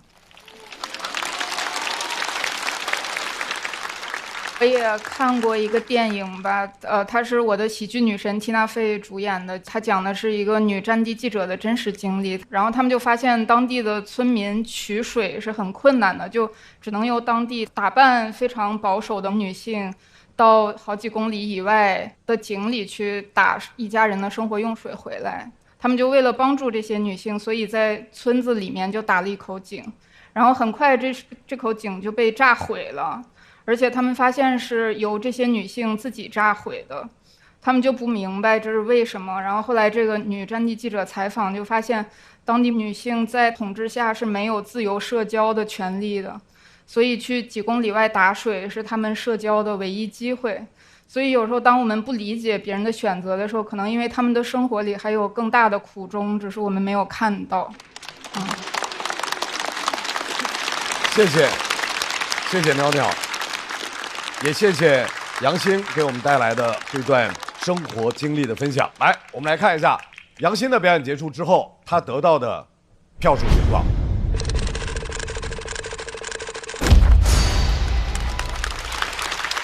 掌声送给杨欣，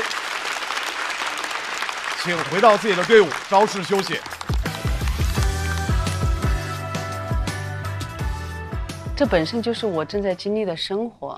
其实我相信很多跟我一样的人，他们也在经历这样的生活，但是他们没有一个机会去表达，因为我们大部分人面临的生活，它不可能像你看到的爽剧啊，或者是一些新闻里面的人物一样。我们目前遇到的大多数的困境，它没有这么糟糕，但是也确实不怎么美好。我本身就是一个非常普通的人，我希望我们普通的生活能够被看见。对，他在那里没有抱怨，他就是在平铺直叙的给你展现他眼中的这样的荒谬，但是他不说这是荒谬的，他给你演出来，让你自己品。我一定会坚持写我家庭主妇视角下的一些事情，然后我的创作方向也不会离开这个主题。晋级有实力，经得起大众点评。接下来让我们一起看一下本场的比赛情况。每个喜欢脱口秀的朋友都是最好的朋友，一场仅朋友可见的脱口秀线下聚会正在为您准备。打开效果小程序，认证你的脱友身份，就可以参与脱友限定活动演出。更多脱口秀的老朋友正在线下演出，关注效果工厂公众号，第一时间获得演出资讯。感谢各位朋友的陪伴，感谢你们对所有脱口秀演员的支持。关注我们的下半场比赛，感谢各位，下周见。快乐不整虚的，咱的评价都是真的。感谢帮我们发现好去处的大众点评冠名播出。番茄是个宝，茄皇错不了。感谢约一颗阳光番茄在里面的茄皇联合赞助播出。颜值7克，鲜满10分。感谢颜值下降但鲜味爆表的海天博颜特约赞助播出。烟火气氛正好，可口可乐不能少。感谢一口畅爽，烧烤更有烟火气的可口可乐赞助播出。超30倍乳铁蛋白加乳脂球膜，助力宝宝体质双优。感谢真心守护宝宝成长的美赞臣蓝针赞助播出。快乐信号满格，冲浪一路丝滑。感谢我的网络好搭子中国移动赞助播出。咔嚓咔嚓，一起脆翻天。本节目由美味酥脆、有料有趣的雀巢脆脆鲨赞助播出。第二赛段我们叫双擂之战，接下来让我们继续双擂之战的第2场擂台赛。我应该生在石器时代。 WHY？ 如果穿越回去，你可能是曹植呢。不仅在老家活到了120岁，你是怎么做到的？好像开辟了一个新的领域。他的技能是那个领域展开，最后我们都能到达我们想去的那个远方。请懂，掌声。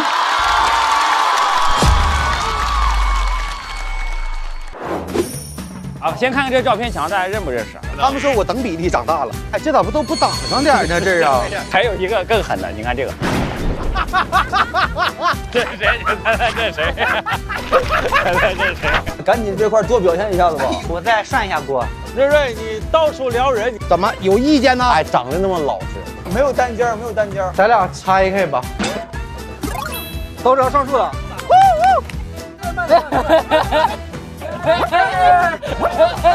这里的内容是最好的。1、2、3，来！我上榜太快了！1、2、3、4。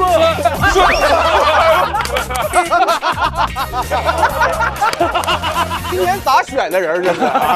你这人就骂人都没事儿。实际的这个。餐巾纸是吗？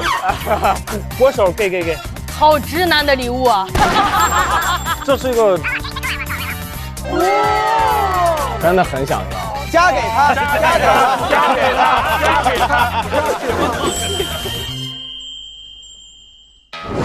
今天活动的主题是3个托人1排戏。我是北方人，南方人。诗玉在秦岭上住着呢，太年轻了。你爱说话，姐你可以说话。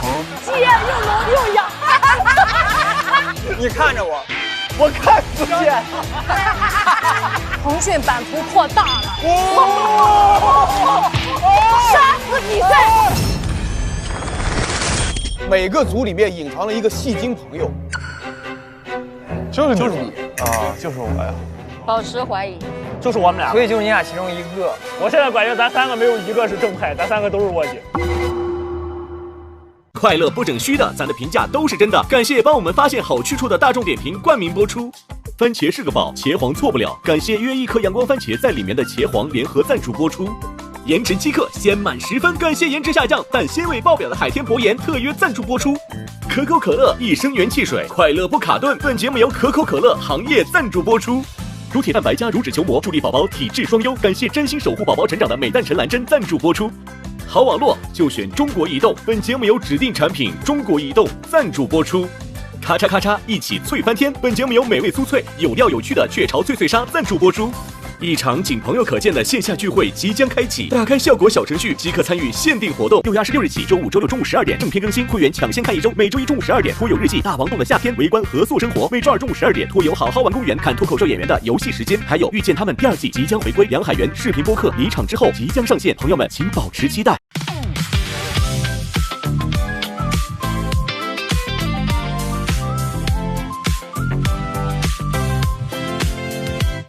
又带着冷笑话出现，幸好只有我懂你的笑点，不用解释，一个眼神到位，不用装完美，做自己才最宝贵。哦，拜托拜托，暂时忘掉一切，想记住你嘴角上扬瞬间，不用想明天。还很遥远，不知不觉又和你聊到凌晨3点。烦恼往外跑，今夜有你们真好，这是我们的约定。祝你今夜过得开心，就要朋友朋友哦朋友，就要和你聊一整宿，就要笑声传遍海洋。就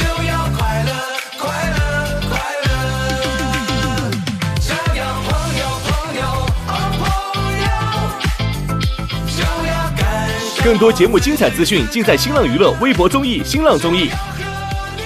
感谢立地城传媒、天气通、新浪新闻、腾讯娱乐、GQ 对本节目的大力支持。